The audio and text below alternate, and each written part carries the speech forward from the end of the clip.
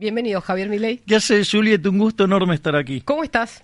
Muy bien, muy bien. Gracias por venirte un feriado hasta acá. Vos vivís lejos y te viniste hasta el estudio. No, para mí es un placer y es un honor. Siempre me da mucha alegría hablar contigo. Gracias. Además, les voy a contar algo que no saben. Julieta tomó un curso de teoría monetaria conmigo. Es cierto. Yo te vi dando clases. Creo que poca gente te conoce en el estado, profesor.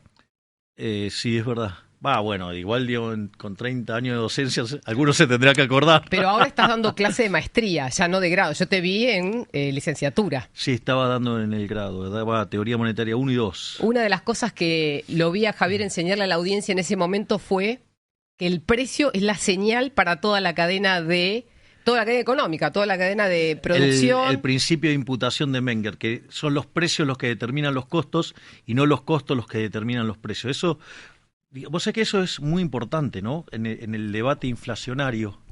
Me puedo ya meter en... Metete donde quieras.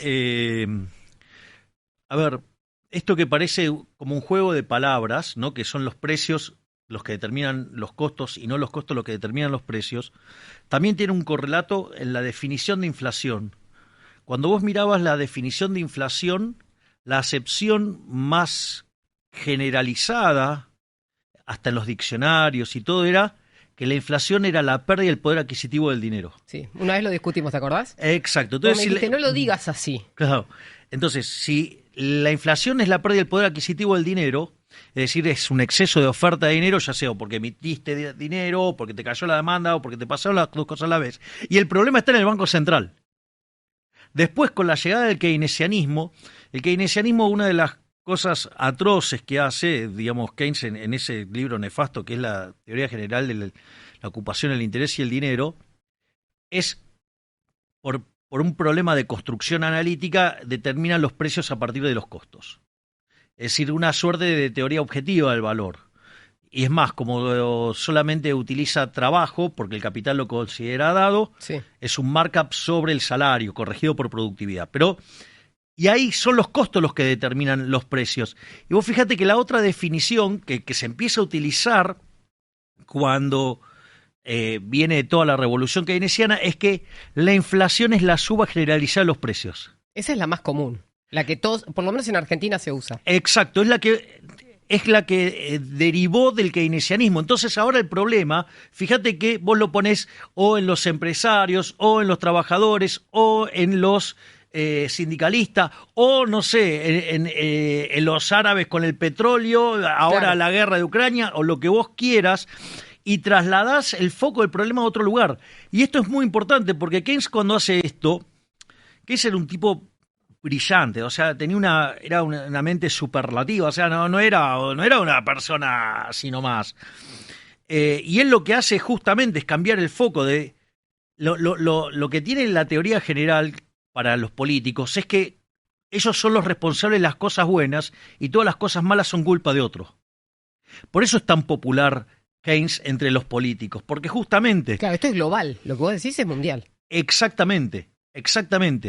Y en términos de pensamiento económico implica un fuerte retroceso, implicó que la profesión estuviera 40 años discutiendo cosas sin sentido.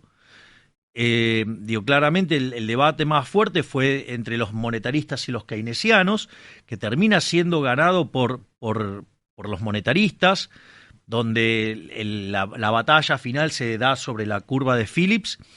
Y la curva de Phillips, para los que nos están escuchando, es la relación entre inflación y desempleo.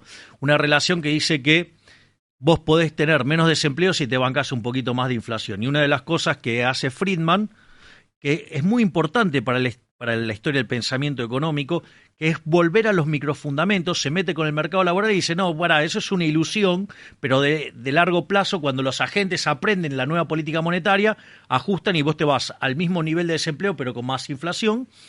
Y eso pasa en un paper de 1968, que en paralelo hay una contribución de Phelps en la misma línea.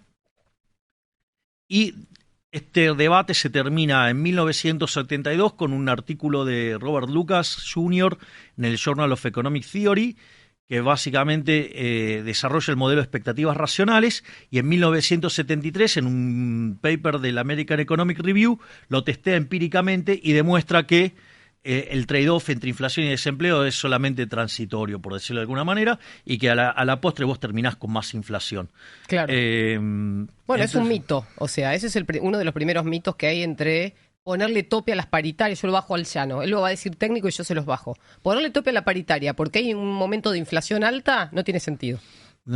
No, porque en realidad el problema está en el Banco Central, no está ni en el mercado, o sea, no está en el mercado de trabajo, no está en el mercado de bienes, no es culpa de las empresas, no es culpa de los trabajadores, no es culpa de la gente común. Claro, o sea, no es culpa de los consumidores, o sea, no es culpa ni de la guerra, ni la culpa de los petroleros, ni de nada. La culpa está en el Banco Central, que emite en los bancos centrales.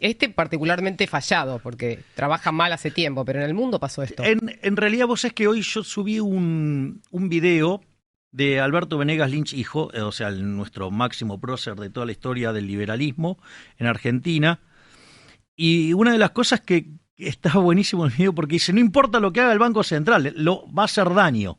Okay. Porque si expande, hace daño. Si contrae, hace daño. Y si no hace nada, y la gente quería otra cantidad de dinero, entonces si no expandió y la gente quiere más dinero, vas a una deflación. Si vos dejás la cantidad de dinero constante y cae la demanda de dinero, tenés un salto en el nivel de precio. O sea, que transitoriamente lo podés ver como inflación, sí, que en realidad es un reacomodamiento de precios relativos, pero como es en términos de dinero, impacta sobre el nivel de precio. Y si no hace nada, también va a hacer daño, porque no sabe cuál es la cantidad de dinero que quiere la gente. Entonces, y aún en el caso extremo, que tuvieran la bola de cristal y pudieran los banqueros centrales poder saber lo que va a querer la gente. Y la pregunta es, ¿para qué lo quiero? Si que elija la gente. ¿Para qué quiero tener un banco central? Si lo que necesita saber es lo que quiere la gente ya lo sabe, no necesita el Banco Central. Entonces, ahora, yo entiendo esa postura, lo hemos hablado muchas veces, pero los bancos centrales del mundo utilizan la econometría para prácticamente todo. No sé cómo trabaja puntualmente en este momento el Banco Central argentino, pero nosotros sabemos que la Fed proyecta absolutamente todo, tiene números para todo, y ahora entiendo... Tiene varios modelos la Fed. Exacto. O sea, la Fed tiene... ¿Vos vas en contra de esos modelos? Porque vos sos una persona que sí, pero le da valor a eso. A ver, yo no le pediría a la matemática y a las estadísticas que me dé cosas que no me pueden dar. Por ejemplo. Y porque vos, o sea, no sé, tenés un modelo econométrico y empezás a hacer proyecciones y... Bueno, eso está sujeto a lo que se llama la crítica de Lucas. O sea, ¿qué es la crítica de Lucas? O sea, te diría, te destruye la econometría. O sea, mira, hay un libro maravilloso de divulgación que a mí me encanta, que se llama El economista en pijamas. En inglés es The Armchair Economist. O sea, la silla, ¿viste? Sí, el sillón que el tenés coach, el sofá. El armchair, sí. Sí. Pero está bien, digo, qué sé yo. O sea, las traducciones son traducciones. Pero ¿qué es lo interesante? Hay un artículo sobre cómo se equivocan los economistas, ¿no? Entonces, por ejemplo, esas cosas. Claro. Entonces, por ejemplo, te dice, bueno, mira, suponete que estás viendo un partido de fútbol americano, ¿no? Entonces, que es un deporte de avance territorial donde vos tirás la pelota y entonces vas avanzando yardas. Y en cada intento tenés que hacer 10 yardas. O sea, cada intento, o sea, son cuatro posibilidades para hacerlo. Lo que vos ves es que le intentan una, le intentan dos, le intentan tres. Cuando llegan a la cuarta, patean la pelota. Digo, ¿por qué? Para avanzar. Porque ya te van a atacar, entonces se la tira lo más lejos posible para que arranquen de más lejos. Porque es un deporte de avance. Para ganar yardas al contrario, al contrincante. Claro, porque es un deporte de avance territorial. Entonces, no es lo mismo que te avancen en la yarda 50 que en la yarda 10 contraria. Bien. Entonces, por eso, al final, cuando vos no podés avanzar, en la cuarta no te arriesgás y tirás una patada y saca el balón lo más lejos posible para que te ataquen desde más lejos. En ese contexto, ¿qué pasa? Dentro de la lógica del partido, lo más horrible, lo más pesado, lo más... ¿qué es? Y la cuarta patada. Porque es el momento en el que no juegan y la tiran lejos. Esto es interesante porque entonces, ¿qué dice Lucas? ¿Qué diría, entonces, un tipo que está mirando econometría? Uy, mirá qué feo, digamos, la cuarta patada. Eliminemos la cuarta patada. Ahora, ¿qué va a pasar cuando vos eliminás la patada? La cuarta jugada, porque siempre están pateando. Y en lugar de patear, ahora van a patear en la tercera. O sea, la calidad del deporte empeoró. Claro. Entonces, en ese sentido, lo que vos tenés es que los modelos econométricos tienen ese tipo de problemas. Por eso hay toda una línea de modelos que son los modelos donde básicamente se simula a partir del ejercicio de programación dinámica estocástica. Entonces, vos te metés un shock y mirás cómo reacciona y después tenés, entre los modelos econométricos, tenés los de corto, los de largo, o sea, tenés una familia de modelos. Pero además eso, por ejemplo, implica saber cuál es la tasa de interés natural, que es la que deja la economía en pleno empleo. O sea, tenés un montón de... Fíjate esto. La tasa natural de desempleo en los modelos econométricos está fija. Sí. Pero en la vida real no está fija la tasa natural de desempleo. Porque suponete por algún motivo, no sé, yo tengo una situación donde ahora meto más regulaciones.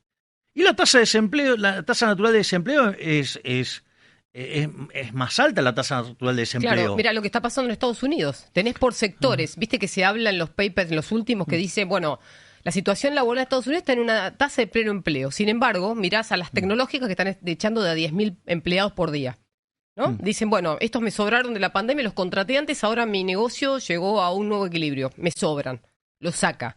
Bueno, la situación de desempleo en Estados Unidos sobre un sector de la economía es uno y sobre el promedio es otro. Claro, bueno, pero no solo eso. Vos fíjate esto. Suponete, yo tengo oferta, o sea, a ver, el nivel de pleno empleo, supongamos que no hay ningún tipo de regulación. Sí. Entonces, el nivel de pleno empleo implica una cantidad de empleo que es donde se intersectan oferta y demanda. Sí. Sí, entonces en ese lugar, digamos, se da una cantidad de empleo. ¿No? Sí. Y ese sería el de pleno empleo. Se supone que ese número es un dato. Ahora, ¿qué pasa si por alguna cuestión, no sé, viene, no sé, la pandemia? ¿Cuál es la tasa natural de desempleo? ¿Cuál es la tasa de empleo? No tenés información. Lo que digo es, o sea, si te cambian las curvas de oferta y de demanda, o algo que te cambie la demanda de trabajo, o algo que te cambie la oferta de trabajo, aun cuando no tuvieras restricciones, el nivel de empleo, perfecto, que es el pleno empleo, cambia. Claro. Entonces, todos esos salames que agarran, por ejemplo, y me critican, no, bueno, porque en realidad el problema del empleo, digamos, con la dolarización, una estupidez, y cambiaron las condiciones de oferta y demanda que vos la vas a corregir con la política monetaria, pero vos estás loco. O sea, es más, no solo eso, si vos tenés un problema de desempleo, que es una de las críticas que hacen, ¿no?, a la dolarización, disculpame, el problema de desempleo se arregla, eliminando las restricciones del mercado laboral, no licuando salarios vía inflación. Hay muchas preguntas relacionadas con la dolarización. A mí no me queda claro si vos apoyás una dolarización o en realidad querés darle libertad a la gente para que elija su moneda. Yo le quiero dar, libertad a la gente para que la gente elija su moneda. Ok, vos, si sos mañana presidente, no impones la dolarización, sino que das libertad. O sea, primero adecuás al sistema financiero y una vez que vos tenés el sistema financiero adecuado, ahí pasás a libre elección de moneda. Cuando uno mira la historia argentina, lo más probable es que los argentinos elijan como moneda el dólar. O sea, vas a tener que elegir alguna para poder liquidar el Banco Central. Sí. Ahora, si la gente se le ocurriera euros, lo liquidás en euros. Si se le ocurre libras esterlinas, liquidás libras esterlinas. A mí me da exactamente lo mismo. Y es más, una vez que vos ya sacaste el papel repugnante ese que emiten los políticos argentinos, ¿puedo ser un poco fuerte en una frase? Sí, decilo. Permiso, ojo. A ver, el peso no puede valer nada porque es la moneda que emite el político argentino. No puede valer ni excrementos. Si esas basuras no sirven ni para bono. Antes, vos sabés que cuando al poco tiempo de asumir como diputado, cosa que no me hago cargo, digo, porque no te sentís diputado. No, claro, cuando me dicen diputado, no sabés a quién le hablan. Claro, no sé a quién le hablan. Digo, a ver dónde está. Se lo puteo. No es un chiste lo que acabo de decir. Entonces, me dice, bueno, ahora, digamos, usted que está, digo, ¿qué opina? Le digo, que me equivoqué. Ah, vio que no era... No, disculpe, no, me equivoqué porque me quedé corto. Todas las cosas horrendas que yo dije cuando estaba afuera, me equivoqué, ¿Ahora me estás quedé viendo cosas corta. peores de lo que vos creías? Sí, muchísimo peores. Son infinitamente peores de lo que yo me ¿Peores por imaginaba. corrupción? ¿Peores por impericia? ¿Peores por ignorancia? ¿Por qué son peores? Porque son mucho más brutos de lo que me imaginaba, son muchísimo más corruptos de lo que me imaginaba, son mucho más sucios de lo que me imaginaba, son mucho más falsos de lo que me imaginaba. Sí. O sea, Sí, no. Lo tomo. Ahora, ¿qué pensás de meterte en la política más profundo aún sabiendo esto? bueno, la desidia no es una alternativa para mí. O sea, no te podés ya, habiendo visto lo que viste, no te podés ir a tu casa.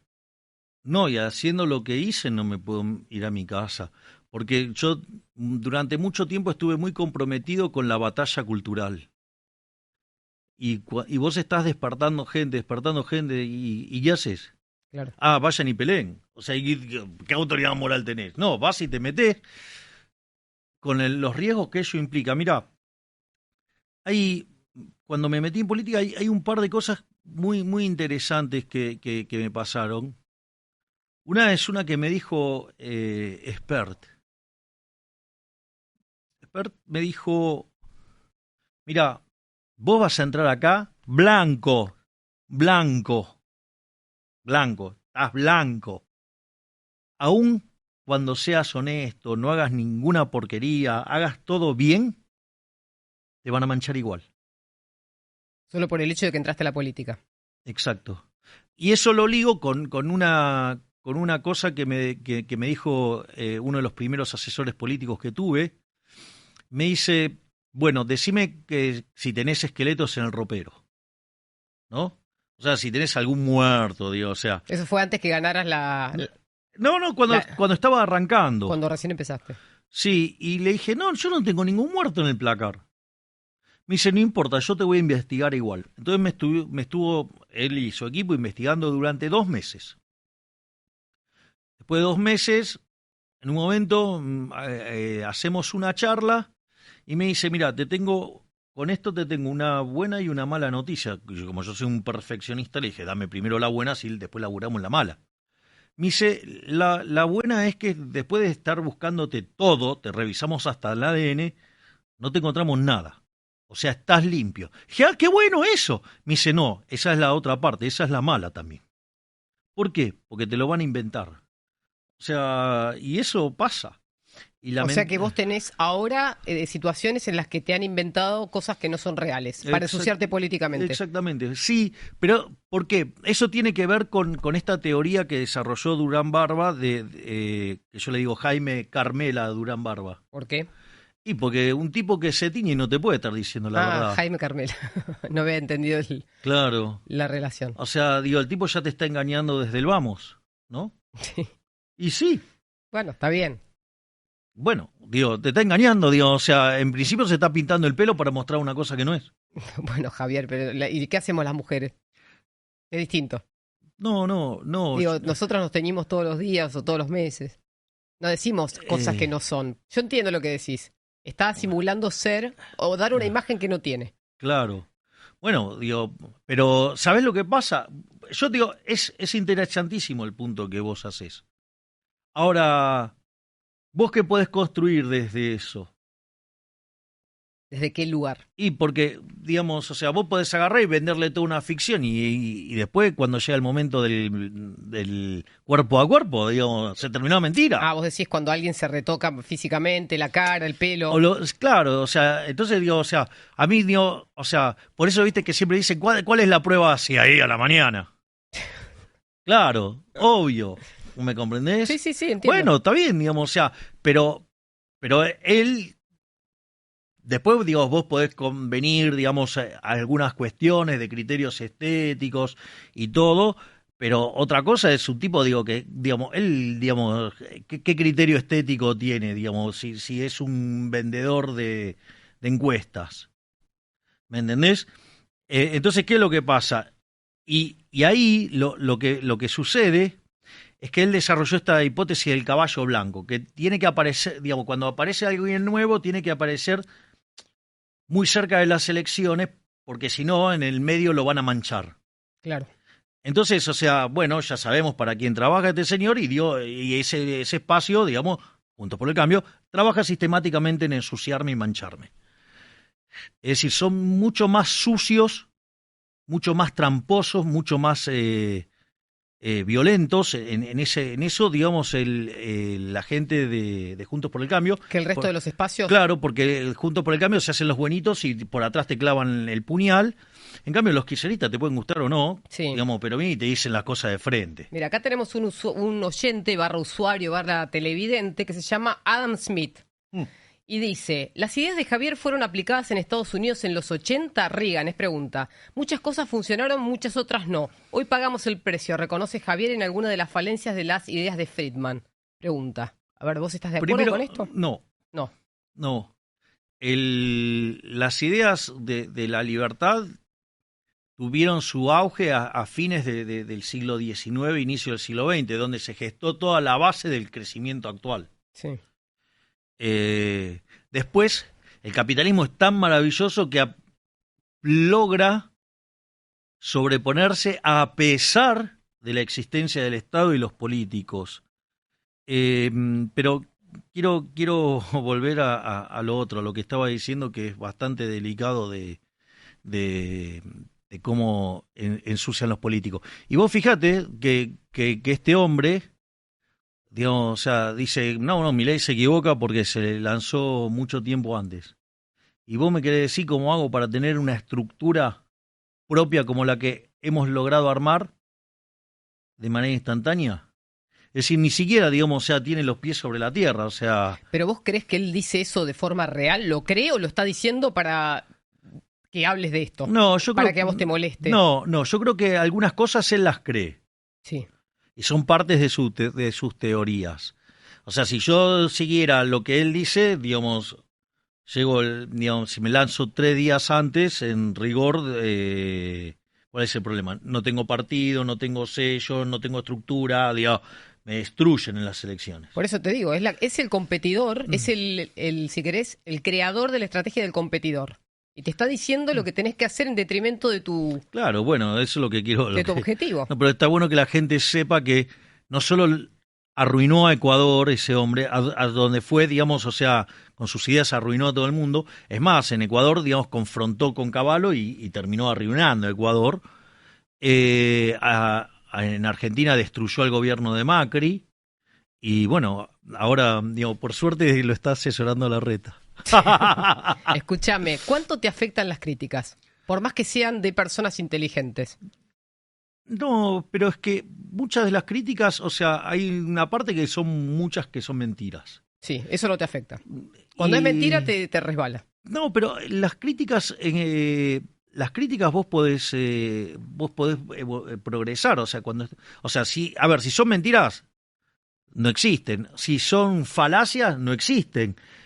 Y si la crítica es una crítica valiosa, digo, yo digamos, la capitalizo. Claro. Mira, te lo doy con un ejemplo. Nosotros cuando empezamos con el tema de la dolarización teníamos la idea de llevar la banca a un modelo de banca Simon. Sí, hoy estuve leyendo tus 3 reformas. La de primera generación, segunda generación, después si querés hablamos de eso. Entonces decís, vamos a reformar la banca. Pero claro, entonces vas a un sistema, digamos, una banca Simon, para que el sistema sea anticorrida. La verdad es que cuando vos mirás los países que dolarizaron, todo, no tienen corridas. Claro.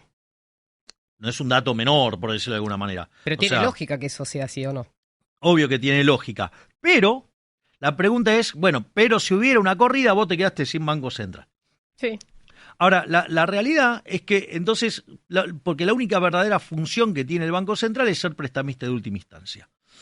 Entonces, nosotros, ¿qué hicimos? Fuimos por la solución de máxima pureza, que es hacer la banca Simon. Digo, y tenemos estudiado todo eso, todo ese desarrollo. Contale rápido a la gente cómo funciona la banca Simon. Vos separás la banca en dos, en lo que se llama el almacén de valor, que es como si fuera una caja fuerte, y eso tiene un encaje del 100%, donde te cobran un fee para guardarte la plata.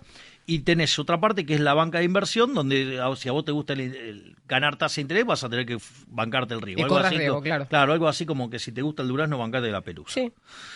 Así funciona. Entonces el sistema no tiene corrida, porque si vos no querés, vendés ese activo, lo vendés en el mercado de capitales y se hará crema si todo el mundo quiere salir de ese activo. Pero las pérdidas Pero y no las ganancias... traspasas en la economía real. Exacto, digo, queda concentrado en aquellos que estaban posicionados en ese papel y no socializás la pérdida. Es como si desdoblaras la economía en dos.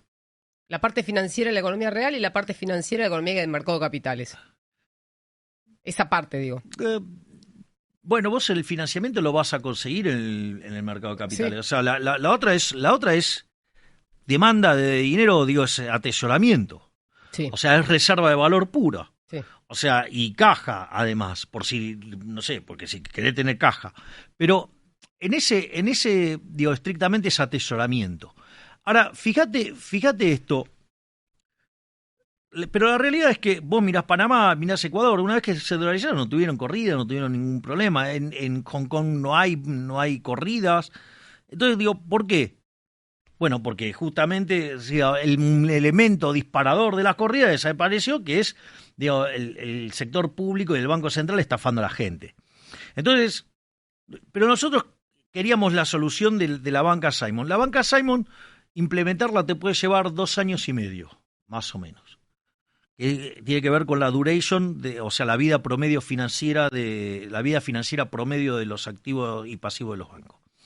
Entonces, en ese contexto, está la propuesta que hacen, ¿cómo es? Emilio Campo con Nicolás Kachanowski. Sí, lo leí. Tiene un libro que se llama Dolarización. Yo también leí el libro.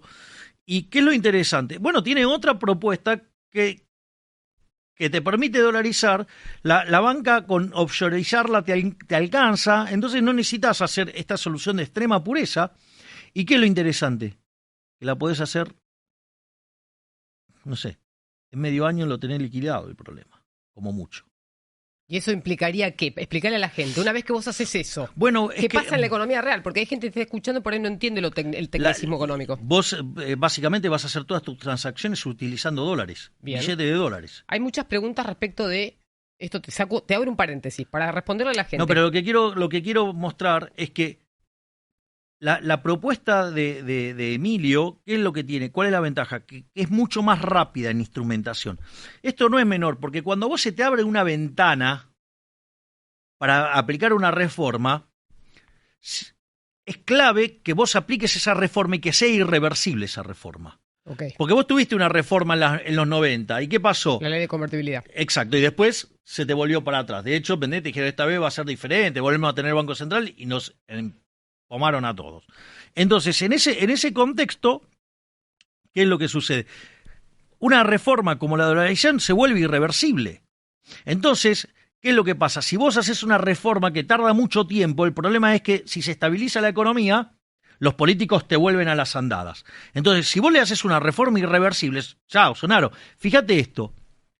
Hay un par de economistas mentirosos, un hombre y una mujer, ¿sí?, que escribieron un montón de mentiras sobre la dolarización. Decían, no, todo el mundo quiere salir de la dolarización en Ecuador.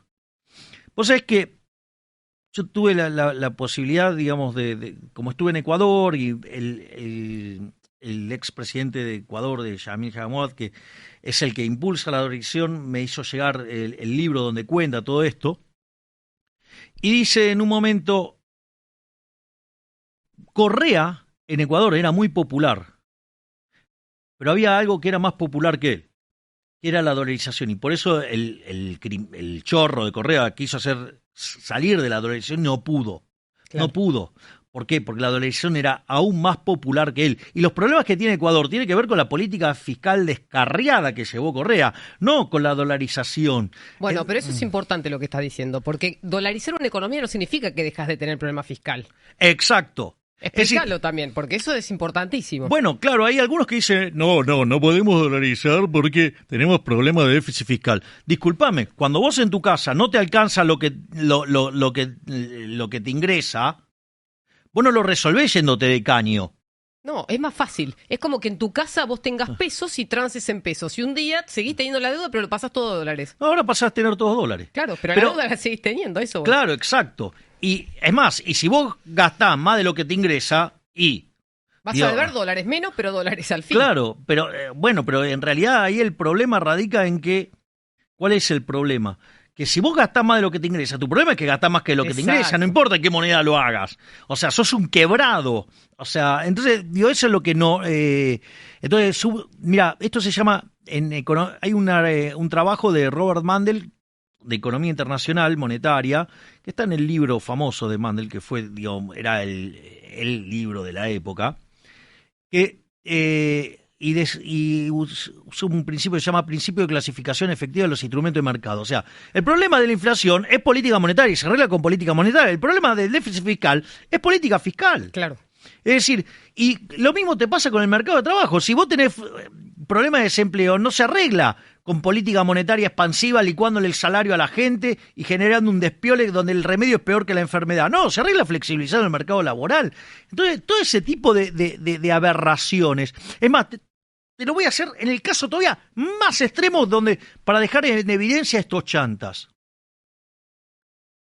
Cuando te dicen las rigideces del mercado de bienes, entonces que los precios no bajen.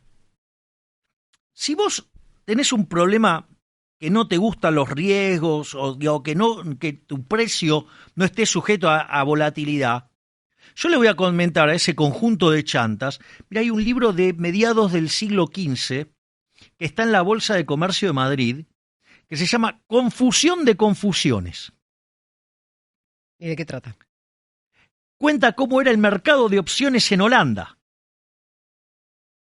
¿Cómo era? Es un mercado de opciones, digamos, vendría a ser la versión muy antigua de lo que hoy es la Asia. Versión básica de lo que hoy verías en el mercado de Asia, que hay claro, derivados de cualquier cosa. Que es bastante complejo. Claro. Bueno, pero estamos hablando sí. a mediados del siglo XV, 1450. Sería mucho más básico, pero complejo para la época. Pero vos ya tenías las opciones y ya tenías los futuros. Que es cuando vos te querés asegurar un precio, ¿qué haces? Digo, operás futuros. Y con eso te aseguras el precio. Digo, entonces, ¿por qué yo le tengo que incorporar a los agentes las limitaciones mentales de 3, 4 políticos estúpidos y 5 economistas chorros que son funcionales a los políticos chorros? Bueno, no. Traducirlo al presente. Hoy tenemos riesgo país, entonces uno tiene que hacer una inversión, cualquiera sea, y le cuesta mucho más cara que hacerla en otro país. Bueno, pero eso tiene que ver porque el Estado argentino está quebrado. Claro. Es decir, el problema del Estado argentino es que no tiene capacidad de pago. O sea, la capacidad de pago viene dado por el valor presente de los superávit primarios futuros, de acá a la eternidad. La pregunta es, vos tenés déficit fiscal primario hoy. Es decir, y eso vale también para los chantas de Juntos por el Cambio que dicen, no, porque Juntos por el Cambio entregó en 0,4. En cero. Bueno, eso es mentira, porque en realidad con el superávit primario no te alcanza para repagar la deuda. Punto 1. Bien. O sea, vos necesitas lo que vos tenés que tener equilibrado para asegurar la solvencia es el resultado financiero, es decir, después de que vos pagás intereses.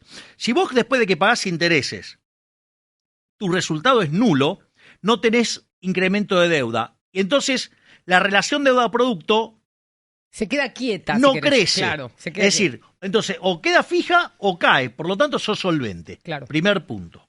Segundo punto, digo eso para que más o menos no digan esas estupideces que, no, bueno, en realidad, digamos, acomodamos la cosa. No acomodamos la cosa. La otra cosa que también hay que contar es que el único ajuste que hizo el gobierno de Juntos por el Cambio fue golpear sobre el sector privado subiendo tarifas. O sea, no tocaron la de la política, tocaron la de la gente. Porque el ajuste del sector privado, los ajustes de los subsidios sobre el sector privado, no sobre la política. De la política no tocaron nada. No solo eso, cuando vos mirás el resultado financiero, que es el que tenés que mirar, ese no mejoró. Es más, cuando vos mirás la mejora que tiene en la última parte, cambiemos, en los números fiscales, es por licuación del gasto público después de que se pegan la piña, después de que el estúpido de Marcos Peña junto a Duhovne y Caputo se llevaron puesto a Sturzenegger. Mirá qué interesante, te voy a pasar 2 datos, porque muchos dicen, ay no, vos decís que viene una hiper y la hiper nunca vino. Disculpame, la hiper la deja plantada ¿quién? El kirchnerismo se la deja con el tema del dólar futuro. De acuerdo. Se la deja plantada al gobierno de Macri. el problema del dólar futuro, ¿cómo lo arregla Sturzenegger? Porque agarra, platica y dice, no hay tal cosa como el money overhang. O sea, el campeón del gradualismo. Y así rompió a ese gobierno. ¿Qué es lo cuál fue la contracara? Las Levax.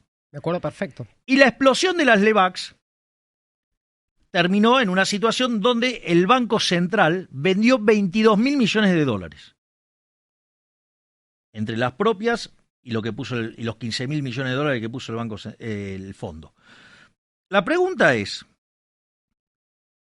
si yo sacara todos los pesos de la calle, se termina el problema de una hiperinflación, ¿sí o no? Sí, técnicamente sí.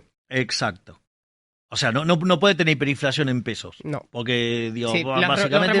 removés la base monetaria y dejás solo una mínima Bueno, inflación. ¿cuánto es hoy en dólares la base monetaria? No tengo idea. ¿Cuánto es? 13.000 millones de dólares. Una locura. Una locura. Pero me comprendés lo que te digo, ¿no? Que vendiste una base monetaria y media. O sea, querés la hiper, ahí la tenés. Claro. Es decir, no la tuviste porque vendiste 22.000 millones de dólares. Manga de brutos, ¿se entienden ahora? Y ahora, digamos, el problema lo volvés a tener, porque ahora vos fíjate lo inmorales que son los políticos, porque vos podrías arreglar, bueno, primero hay econochantas que te hacen la cuenta diciendo, no, en el activo no vale nada, porque después que se dieron cuenta que se equivocaron, dicen, no, el activo no vale nada. Y te hacen el cálculo de las LELIQs y de los pases sí. y de la base al tipo de cambio oficial. No, eso no es tipo de cambio. Bueno. El tipo de cambio es el de mercado, el paralelo. Entonces vos ahí tenés, ponele, 13.000 millones de dólares de base y tenés, ponele, 26.000 de... ¿Cómo es que se dice? De deuda en total. Claro. Entonces ponele, o sea, estás 40.000 millones de dólares. Ahora, los políticos no quieren poner 40.000 millones de dólares para hacer eso, ¿no? Ahora, mirá qué inmorales que son, ¿no? Porque igual tendrías que restarle las reservas internacionales netas, o sea, que también hacen mal la cuenta ahí, porque sacan el oro, no sé por qué lo sacan, pero no importa.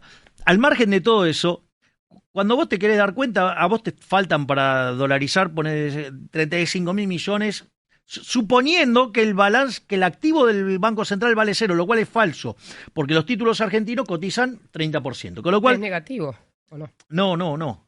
¿Cómo está el balance? Al tipo de cambio oficial sí es negativo, al tipo de cambio paralelo no. Bueno.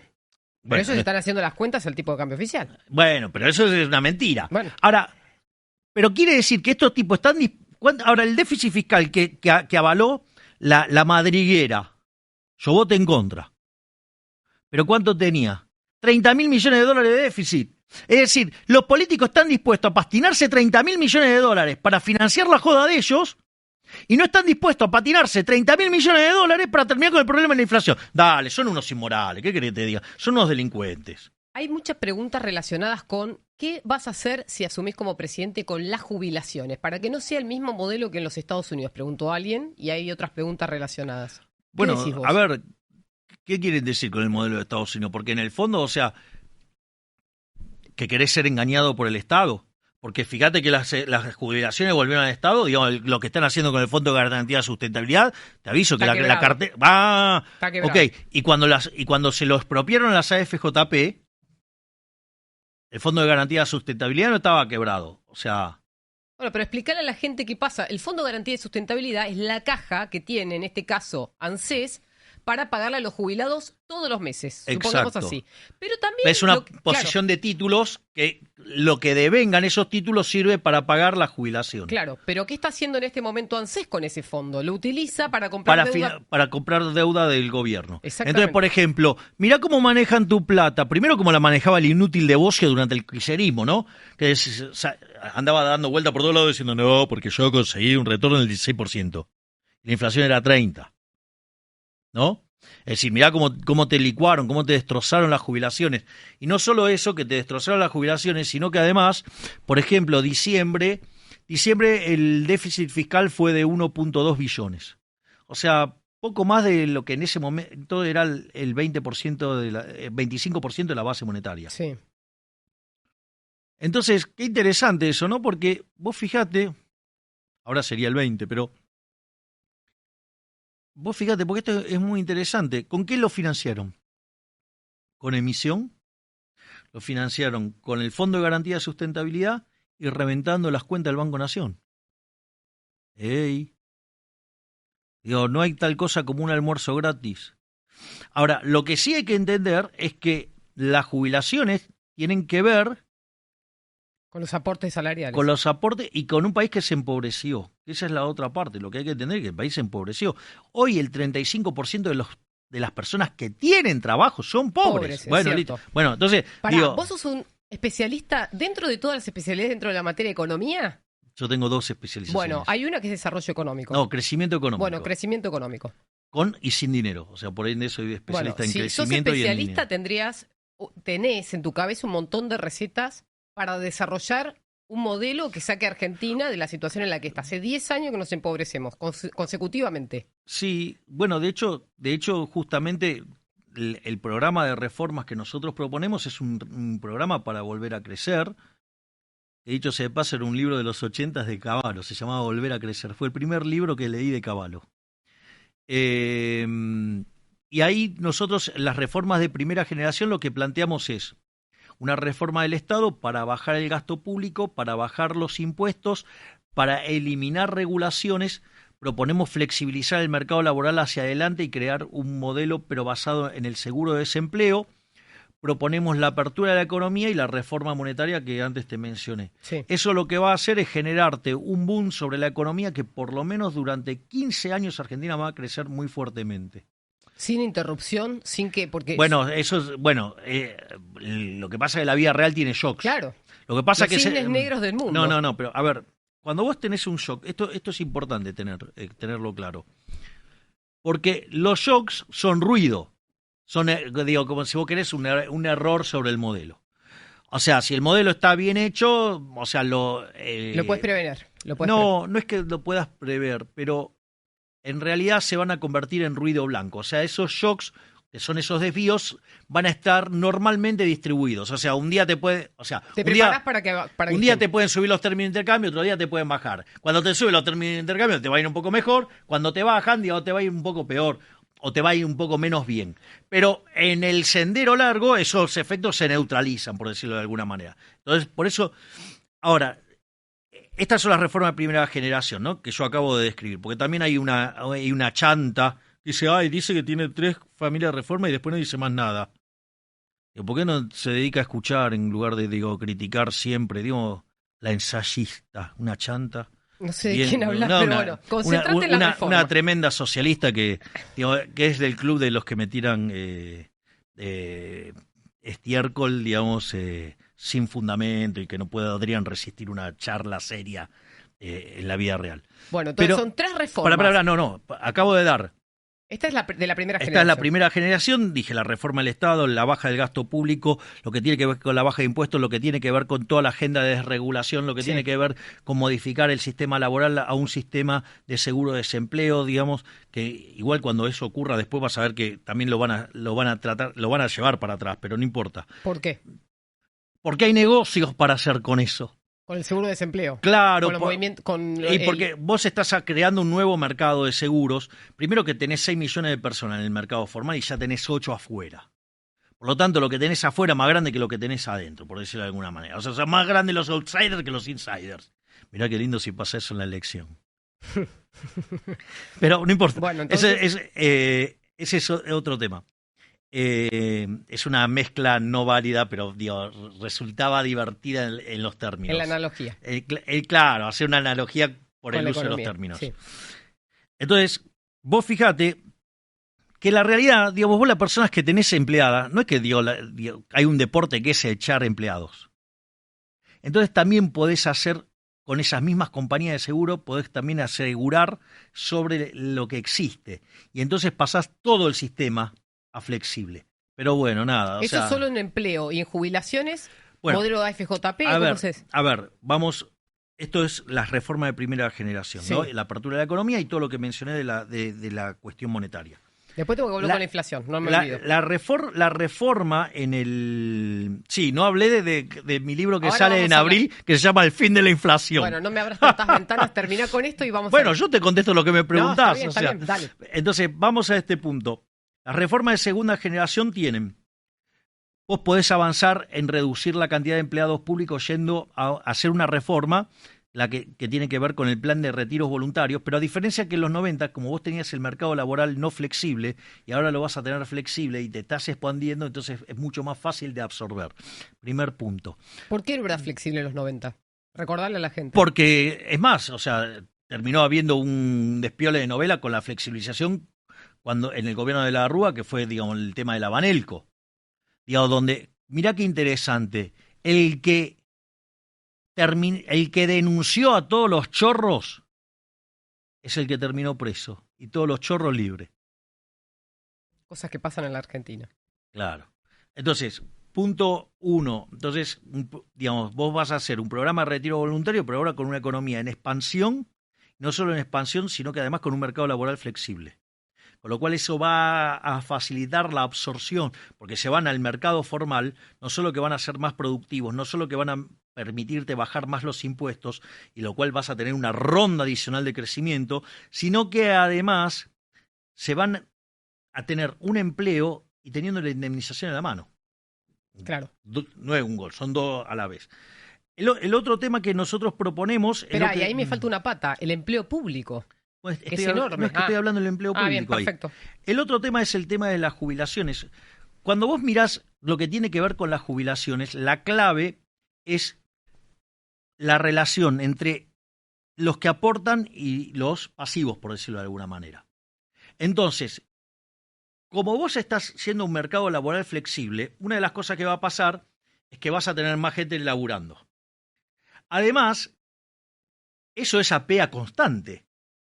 Cuando vos vayas a estas características, una de las cosas que te va a pasar, porque digo, o sea, pasa en todos los países del mundo, la PEA es más alta. Por lo tanto, vos vas a tener más gente trabajando porque estás creciendo, más gente trabajando porque te aumenta la PEA. Además, como estás creciendo, vas a tener más productividad y los salarios son más altos. Entonces, en ese contexto, vos vas a tener que tus números fiscales van a mejorar sustancialmente. Hoy el déficit que tiene el sistema previsional son de 3 puntos del PBI creciendo. Entonces, eso lo que te va a permitir es hacer la reforma del sistema previsional sin afectar los derechos de los insiders. Ok. De los que ya están jubilados y pensionados. Exacto, eso no es un tema menor. No.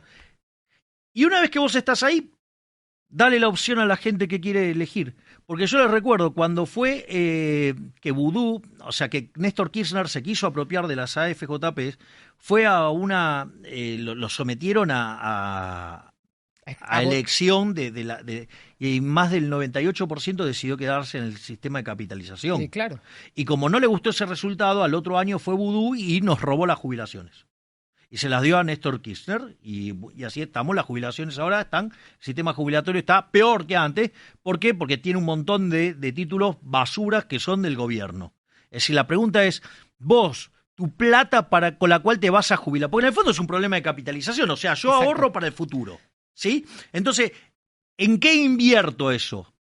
Bueno, es interesante. ¿Se lo darías al Estado para que lo administre? Pero, la pregunta es, ¿y si lo administra el Estado? ¿Vos compartís que compren títulos públicos Argentina de un deudor? No sabe, Javier. ¿De un deudor? No sabe, pero ¿De un deudor insolvente? Hagamos la analogía con lo que pasó con Cositorto. ¿Vos te acordás el caso? De este señor. Bueno, el señor lo que hacía era recolectar a través de una especie de escuela, de academia, dinero cash de personas que habían ahorrado por ahí toda su vida. Y con ese dinero supuestamente lo invertía, no sabemos en qué, le daba renta mensual en dólares doble dígito. Esto fue el año pasado, el anteaño, o sea, no había ningún título en el mercado de capitales que te diera 2 dígitos en dólares, pero él lo ofrecía. Mucha gente entró en ese verso. Si vos no sabés cómo se aumenta o cómo se multiplica la cantidad de dinero que tiene el fondo que va a pagar las jubilaciones, quiere decir de que algo no funciona, algo falta transparencia por lo menos. Después puede estar mal invertido, pero si está en el mercado de capitales naturalmente es transparente. Esto me hago cargo yo de lo que digo. Es naturalmente transparente, porque las transacciones tienen que ser blancas y están registradas en un sistema global. Está bien, por eso, mirarle el Fondo de Garantía de Sustentabilidad, mirarle lo que tienen de títulos públicos y cuántos títulos tienen, y los títulos públicos los tienen a valor técnico. Bueno. No podés tener un título de 100 de $100 a $100 cuando el mercado cotiza 30. Exacto. O sea, a aplicar ese haircut. Eso es falta de transparencia. Y bueno, obvio, claro. Bueno, pero ahí está un argumento. Se llama buy and hold. Buy and hold. Sí, dale. Sí, técnicamente. Pero lo técnicamente que digo es, se llama así. No, ya sé, pero es una chicana. Una chicana para el Es Estado. para no anotar la pérdida. Ya sé. Pero lo que te quiero decir es... ¿Vos te imaginás si haces todo mark to market, no? No.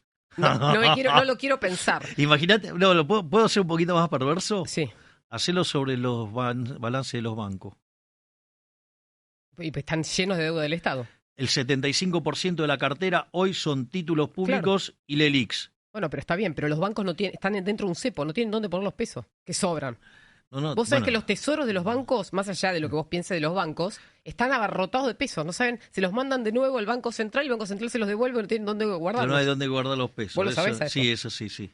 O sea, es más, utilizan los camiones de traslado como depósito, como almacenamiento móvil. Como almacenamiento. Sí. Bueno, hablamos de tu libro. Vas a lanzar en abril un libro de inflación. Sí, en abril Editorial Planeta lanza un nuevo libro mío que se llama El fin de la inflación. O sea, para los que dicen, necesito un plan integral y necesito llegar a diciembre. O sea, vas a hacer el plan el 11 de diciembre. Ok. O sea, en un día. Si no lo haces vos, lo puede aplicar otro y funciona. Sí, obvio, te da igual. claro. Vos estás tirando la idea sobre la mesa. Esto es un debate abierto por una Argentina mejor. Bien. Y el libro tiene una primera parte que es que se llama Dinero, Precios y Tipo de Cambio. Sí. Chicos, acá trajo los apuntes. Yo les quiero mostrar. No quiero, miren. Esta es la letra de él y viene con los apuntes. Dale. Sí. Entonces, primera parte acá hay más. Hay más. Estos son sobre la política monetaria. Mostrarles. Sí, cuidado que... Está lleno de papelitos. Sí. A ver. ¿Ves? Bueno, ahí tiene. Las fórmulas. ¿Cómo arranca el libro?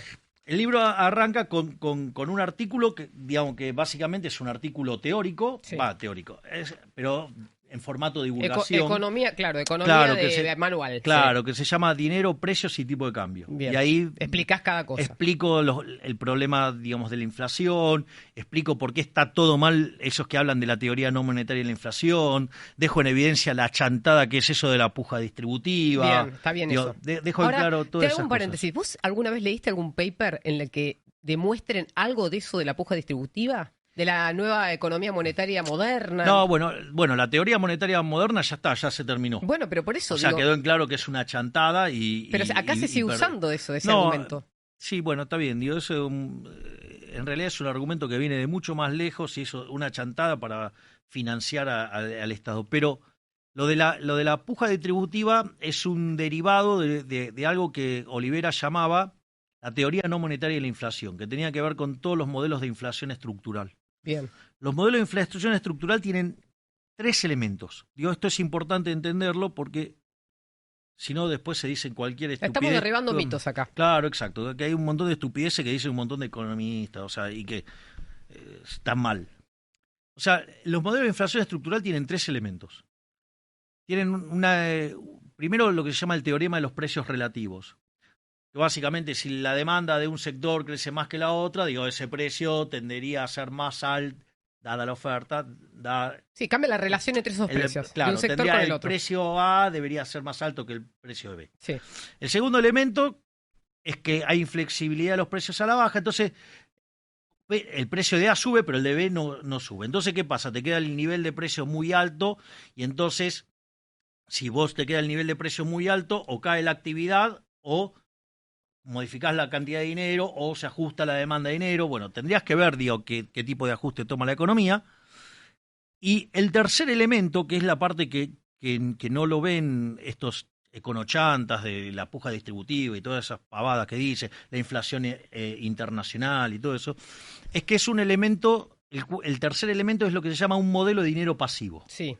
Es decir, la cantidad de dinero se ajusta a un determinado patrón. Y ahí hay varios patrones. Hay uno que se llama patrón mercancía, es decir, que la cantidad de dinero se mueve con el nivel, con los precios, con el nivel de precios.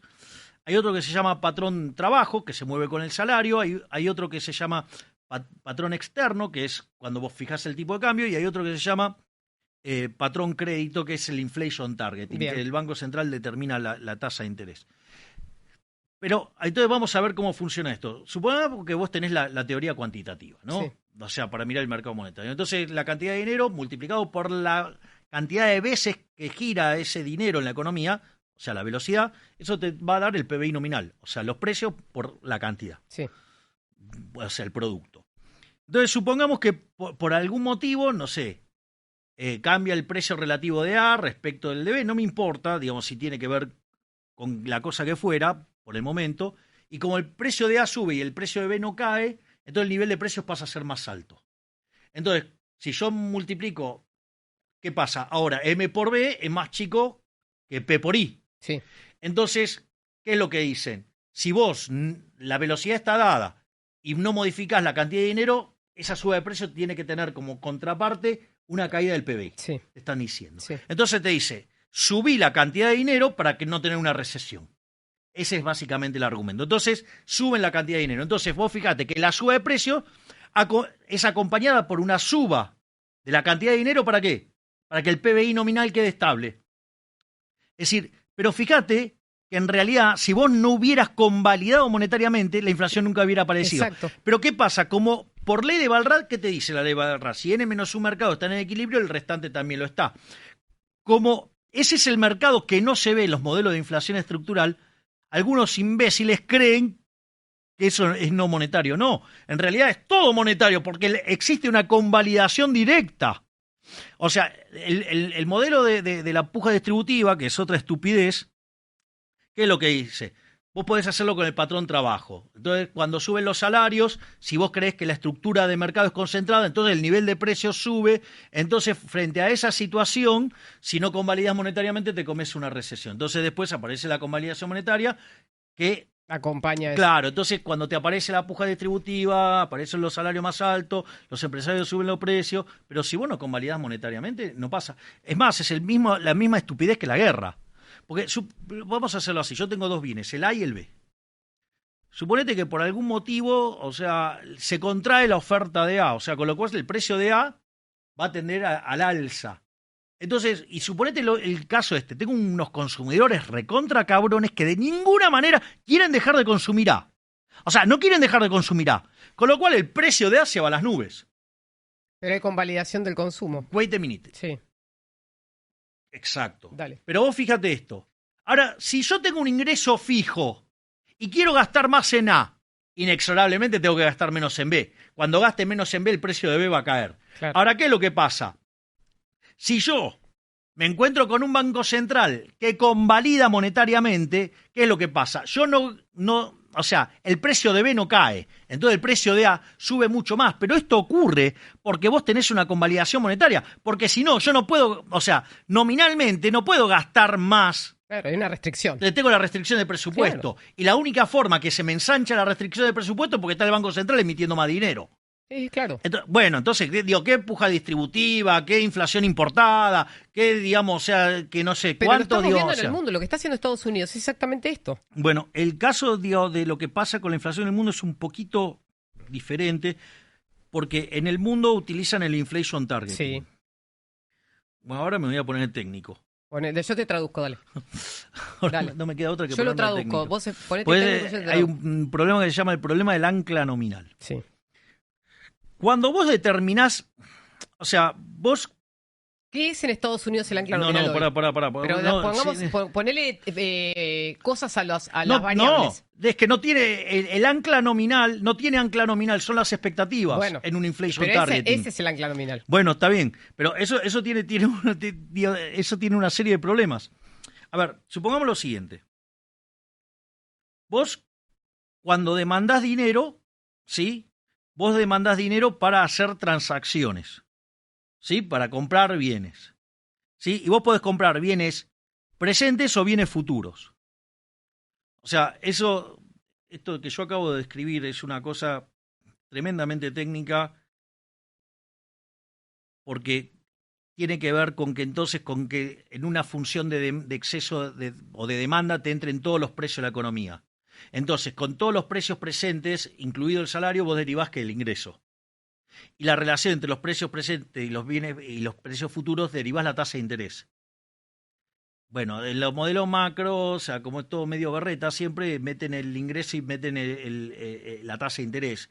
pero en realidad con todos los precios alcanzaría. Pero si la economía está dada así, de poner que está dada, entonces la demanda de dinero está dada, ¿no? Sí. Si tengo dado el ingreso y si tengo dado la tasa Claro, la de interés, propia economía te marca cuál es tu nivel de... y de ahí que te derivas la demanda de dinero. Exacto. La demanda real de dinero, o sea, digamos, no la nominal. Y eso tiene que ser igual ¿a qué? A la oferta real de dinero. Entonces, si yo tengo que la oferta real de dinero es la cantidad de dinero dividido el nivel de precios. Sí. Entonces, yo puedo despejar el nivel de precios y el nivel de precios va a venir dado por la oferta de dinero dividido la demanda de dinero real. Sí. Y eso Pero vos fíjate que conforme yo voy determinando la cantidad de dinero, voy determinando el nivel de precios. Entonces, ¿qué es lo que me va a anclar el nivel de precios? Y la cantidad de dinero. Bien. Es decir, el ancla nominal es la cantidad de dinero. Ese es el ancla nominal, por Bien. excelencia, que es lo que te permite que los precios no sean cualquier cosa. Exacto. Hay una relación entre ellos. Por eso, ¿cómo se llama el artículo? Dinero, precios y tipo de cambio. Excelente. Entonces, vos ahí tenés el ancla nominal. Ahora, cuando vos controlás la tasa de interés, la cantidad de dinero no la determina el Banco Central, la determina la gente. Porque si a esa tasa de interés la gente quiere más dinero, el Banco Central convalida emitiendo más. Sí. ¿Hasta ahí vamos? Sí, sí. Bien, entonces la cantidad de dinero no la determina el Banco Central. Si vos no determinás la cantidad de dinero, los precios quedan a la deriva. O sea, no tenés ancla nominal. Bien. Entonces, ¿pero cómo se resuelve este problema? Vía expectativas. Porque en realidad, digamos, la demanda de dinero, digamos, va a estar relacionada con las cosas de hoy, que hoy las conozco, y con la de mañana. ¿Y cómo vinculo hoy con mañana? Con las expectativas de inflación. Con las expectativas Pero de ahí viene inflación. una pata muy importante. Sí, porque Dale. esto es importante. Esto ahora se vuelve muy importante. Ahora vamos a explicar la estupidez que hizo Marcos Peña. Me encanta, pero antes quiero que le expliques a la gente, porque vos vas a una velocidad que yo no sé si te pueden seguir respecto a las expectativas. ¿Cómo logra la Fed generar expectativas positivas o negativas? Pará. Entonces, pero primero resolvamos el problema del ancla nominal. Dale. Entonces, cuando yo resuelvo las expectativas de inflación, dada la tasa de interés real, que son los precios relativos, Sí. presente sobre futuro, ¿qué determino? La tasa de interés nominal. Dado el ingreso, ¡pum! Determiné la demanda de dinero. Al determinar la demanda de dinero, determiné la cantidad de dinero y el sistema quedó anclado. Claro, y lo que logra ahí en ese caso el Banco Central es enviar una señal hacia el futuro, porque nadie tiene una bola para saber lo que va a pasar. Exacto. Pero está mandando información. Entonces es clave, digamos, lo que pase con las expectativas. Sí, Entonces, ahora, las expectativas no nacen de un repollo. exactamente. Las expectativas tienen que ver, digo, o sea, a ver, ¿vos le creerías algo al Banco Central de la República Argentina? No, pero Bueno, sí le bien. creería a la Fed. ¿Y qué Bien, está haciendo exacto. Jerome Powell hoy? Jerome Powell adelanta cuál va a ser su siguiente paso, pero está dando certidumbre respecto a lo que va a pasar en el futuro. Entonces, todos los actores de la economía ven eso y dicen, la inflación va a bajar. Exacto. Mirá esto, porque esto es importante. Cuando vos mirás lo que ocurre durante la crisis subprime y lees los discursos de Bernanke, siempre había un párrafo donde hacía alusión a ¿qué? Que las expectativas de inflación estaban ancladas y con eso, ¿y qué hacía? Miraba los bonos que estaban indexados y los que no estaban indexados y chequeaba que las expectativas de inflación no estuvieran a la deriva. Sí. Entonces, si ese número estaba estable, las expectativas estaban ancladas y entonces tenía demanda de dinero y por ende tenía un ancla nominal. Correcto. Vamos al caso de Argentina, 28 de diciembre del Explícalo porque es muy 2017. importante eso, es muy importante. ¿Qué pasó? Digamos, Sturzenegger había salido del esquema de control de agregado monetario y pasa al inflation targeting. Exacto. Como a Marcos Peña no le gustaba, digamos,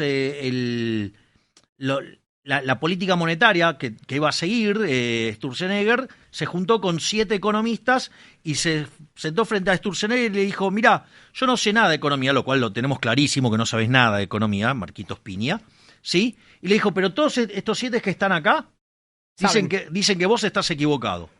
Lo apretaron a Sturzenegger por un acto de responsabilidad, porque si yo hubiera sido Sturzenegger, renuncio y que le estalle todo en la cara.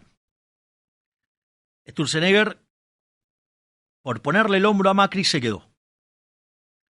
Y cuando pasa eso, que avanzan sobre la independencia del Banco Central, Marcos Peña, el Toto Caputo y Duhovne. O sea, con lo cual, digamos, cuando ustedes lo de Juntos por el Cambio le hablen de independencia del Banco Central, recuérdenle el 28 de diciembre del 2017, donde como no le gustaba lo que estaba haciendo el Banco Central, se lo llevaron puesto. Bueno, para que Y sea eso más, que más generó gráfico, una crisis.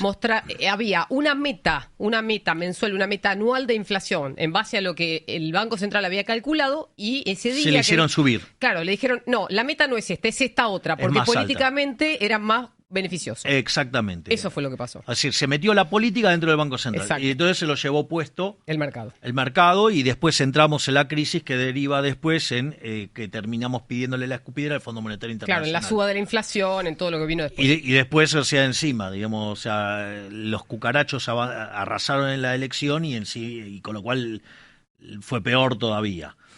Que además, dicho sea de paso, apareció el señor Lacunza, el señor reperfilamiento, que defolteó, porque el reperfilamiento es defoltear, pero le puso una palabra más linda, pero no se olviden que los defolteó, sí, defolteó toda la deuda en peso, porque agarró y la pateó para adelante, y además volvió a poner el control de capitales, ¿no? Sí, antes de que terminara el gobierno en 2019. Exactamente.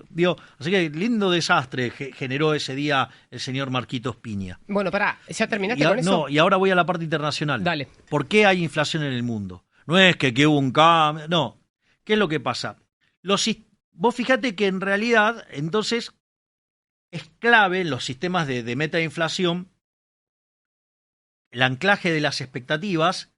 Entonces es muy importante la demanda de dinero. Cuando vos tenés eventos como lo que fue el tema de la pandemia, sí, eso hizo que la gente se asustara mucho.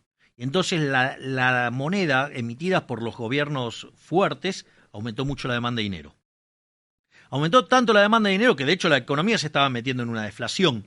Y para evitar una deflación, ¿qué hicieron todos los bancos centrales del mundo? Y aumentaron la cantidad de dinero. Aumentaron sus bases monetarias. Sí, claro. Exacto. Entonces, ¿qué es lo que pasa? En ese contexto donde emitieron muchísimo dinero, ¿por qué emitieron mucho dinero? Porque la demanda de dinero estaba alta para evitar la deflación. ¿Qué era lo que pasa? Como los médicos le pifiaron todo el tiempo con el pico de la epidemia y le vivieron pifiando de manera, digamos, vergonzosa, por decirlo de alguna manera elegante. Datos estadísticos que los médicos proyectaban y erraban en el cálculo. Sí, cometían una serie de cuestiones de errores de índole matemática muy groseros, pero bueno, aquellos que en aquel momento lo avisamos, fuimos perseguidos. Bueno, yo tengo un libro sobre eso, se llama Pandenomics, y además hasta explico por qué le pifiaban sistemáticamente al pico. ¿Por qué? Porque en realidad una epidemia tiene el comportamiento de una curva logística. O sea, arranca despacio, se acelera como una exponencial y después empieza a crecer decrecientemente. Eso tiene sentido porque vos tenés un límite poblacional que es 100%. Entonces, en algún momento vas a chocar con el techo. En un momento los infectaste a todos. Claro, y empieza a decrecer la curva. Entonces, en realidad, lo que vos tenés que mirar es...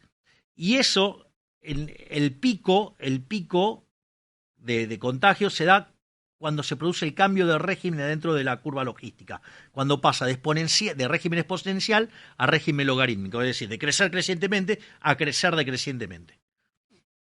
Entonces, en realidad, vos tenías que estar mirando todo el tiempo, tendrías que estar todo el tiempo calibrando esa curva. Pero como no saben de matemática, no calibraban eso, aquellos que pedíamos esto nos trataban de locos, o sea, pedían la censura de aquellos que señalábamos estos errores, es decir, la infectocracia estaba pero súper violenta.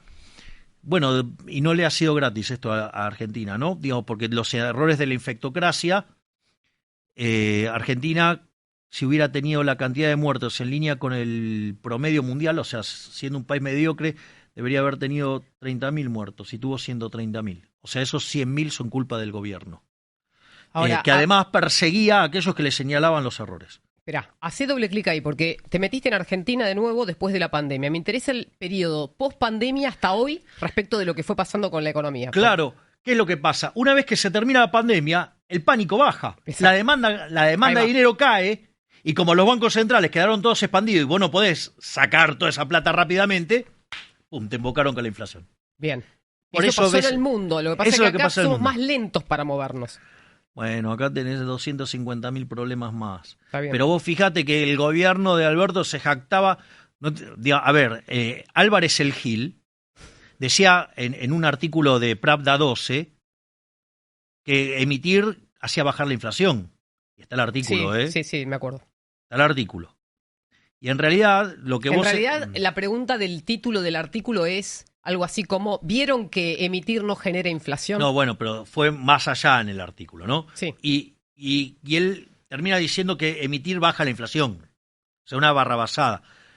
En realidad, cuando se dan este tipo de situaciones que la gente se asusta y necesita, digamos, o sea, no sabía si iba a poder hacer las transacciones o no, si iba a tener plata o no, te mandás más dinero. ¿Y eso qué generó?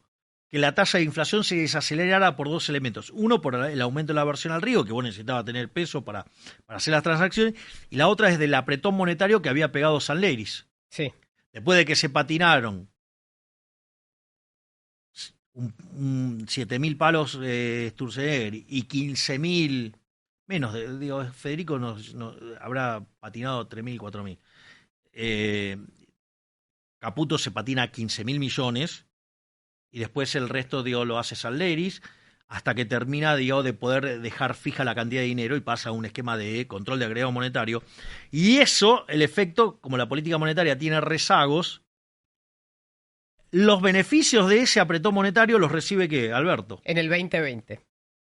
Durante el 2019 y el 2020, que es la desaceleración de la inflación. Exacto. Entonces, este zapallo decía que emitir no causaba inflación y lo que estabas viendo era los efectos del apretón monetario de San Leiris y el aumento de la demanda de dinero. Esa conjunción hizo que la inflación se desacelerara al 36%. Claro. Pero, en 7, 8 meses. Pero después empezaron a emitir nuevamente porque necesitaban dinero. No, seguían emitiendo. Emitieron 16 puntos del PBI en 3 años. Desde que asumió Alberto hasta hoy. Una base en torno a 5 puntos del PBI. ¿Y hoy cuánto está la inflación según tus cálculos? Porque vos proyectás también... No, yo no proyecto. Bueno, pero tomás estimaciones de otros... No, yo lo que digo es, mirá, los números monetarios no cierran. Si yo miro a ver, primero porque si la inflación es siempre y en todo lugar un fenómeno monetario que se genera por un exceso de oferta de dinero, ya sea o porque aumenté la oferta o porque cayó la demanda o porque pasaron las dos cosas a la vez, yo tengo un impacto en precio. Ahora, ese impacto en precio no es instantáneo, tarda 2 años, ponele. Sí. Entonces yo tengo un problema entonces con la emisión monetaria pasada. Sí. Si yo emití 16 puntos del PBI en los últimos 3 años, por más que yo corte hoy con la emisión monetaria... Tenés como si fuera una inercia, sigue para adelante. Sí, no lo llamamos inercia porque, digamos, después vienen los chantas de... Bueno, pero es como un efecto de inercia. Cuando vos frenás el auto y queda resbalando. Está bien, no, pues se llama, yo lo llamo rezago. Bueno, rezago. Sí, dejar estela, no sé cómo decirlo en criollo. Porque ya lo emitiste, en realidad, digamos, o sea, tenés que terminar de limpiar ese efecto. Es todo ese residuo que queda. Bien. Exacto, esa es la mejor palabra. Ese es el primer punto. El segundo punto es tener un problema con la emisión presente por el déficit fiscal. Claro. Y tenés un problema con la emisión futura, que son las LELIQs. Para que te des una idea, la relación de los pasivos remunerados, LELIQs, pases contra base monetaria, hoy estamos en los mismos niveles que teníamos al inicio de 1989, o sea, en la antesala de la hiper. Entonces, yo tengo que... Además, emito, o sea, aparte de esas, se emiten a un 107% de tasa de interés. Quiere decir que de acá a un año yo duplico eso. Con lo cual, la relación se va a 4-1, 5-1. Y esa relación 5-1, además, le tenés que sumar el déficit fiscal que van a financiar con emisión monetaria. Con lo cual vas a estar en 6, 7... Esto explota, Julieta, explota. Digo, o sea, no sé cuándo, porque el tiempo es del creador, pero va a explotar. No sé cuándo. Salvo que haya un cambio de gobierno y un cambio de tendencia en ese sentido. ¿O no llegamos a eso? Vas a tener que hacer un trabajo muy grande para limpiar el balance del Banco Central. Y si ganás vos, lo vas a tener que hacer vos. Yo no tengo problema. Yo esto lo tengo diseñado con 2 esquemas distintos de dolarización. Y si yo no puedo avanzar en un esquema de dolarización, competencia de moneda, pero para simplificar... Es muy largo decir la salida del peso hacia claro, una la eliminación moneda dura. del banco, claro, la eliminación del Banco Central. Y si no se puede hacer eso, también, digamos, o sea, obviamente, que como nosotros vamos a avanzar, lo que vamos a hacer es avanzar mucho más rápido sobre el ajuste fiscal. Sí. Y el único problema es que si no podemos eliminar el Banco Central, va a tardar más tiempo la baja de la inflación, porque tenés que recrear la demanda de moneda de una moneda que no tenés. Claro. Argentina en realidad no tiene moneda. Entonces, ¿qué es lo que pasa? En ese contexto, la diferencia es a la velocidad a la cual vos bajás la tasa de inflación. Por lo tanto, te das cuenta, plan integral, que lo tenés que tener ahora el plan. Si no quiere decir que le estás mintiendo a la gente, o porque lo tenés y no se lo querés contar, estás mintiendo, o directamente no lo tenés, con lo cual estás mintiendo. O sea, no te importa dónde te metas, plan integral, estás mintiendo. O sea, sos un mentiroso, porque sos un colectivista. Y en realidad lo que querés es arruinarnos a todos los argentinos, porque a vos lo que te gusta es cobrar impuestos para hacer obras públicas que te dejen un lindo dividendo. ¿Y qué vamos a hacer con los impuestos? Hay que bajarlos. O sea, bueno, vos tenés que ir a un acuerdo con las provincias para que ir de 100, nosotros esa reforma también la tenemos diseñada para ir de 167 impuestos a 10. Tenés que hacer un acuerdo con las provincias. ¿Y la tasa tributaria promedio cuánto tendría que bajar? ¿O es correcta la que tenemos? No existe tal cosa como algo correcto. Bueno, digo, O sea, ¿es algo que funciona? No, esto es interesante. Lo hago para que veamos cómo las palabras Está bien. se nos meten y abre ventanas colectivistas. Vamos a ponerlo así, porque el tema de los impuestos, no puede haber una tasa impositiva óptima, no hay tal cosa. ¿Por qué? Porque fíjate esto, eso es eso está en mi otro libro, que se ¿Cuántos llama tenés publicados ya? 17 y voy a 2 más, Bien. que es El fin de la inflación, que sale por Planeta, y el otro que se llama Capitalismo, Socialismo y la trampa neoclásica. Bueno, esto es parte de la trampa neoclásica. Vamos a ponerlo así. ¿Vos estás a favor del respeto del derecho a la vida, de que le respete el derecho a la vida a otra persona? Sí, obvio. Bien, o sea, con lo cual estamos de acuerdo con que respetar la vida está bien y que asesinar está mal. Entonces, Sí. Entonces, fíjate lo que es la tiranía de las funciones cóncavas.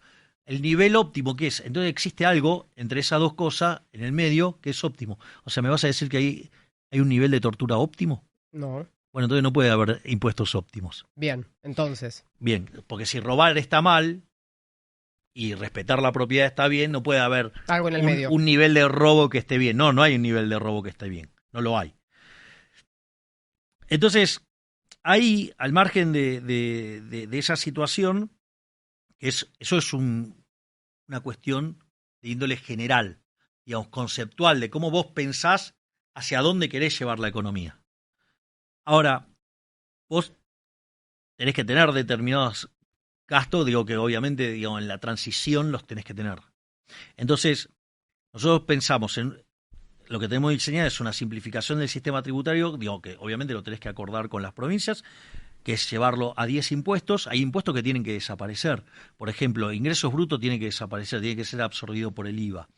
Otro impuesto que vos tenés que reventar es las retenciones. Bueno, puede tener retenciones. Ahí yo desarrollé un esquema que lo validé con el campo.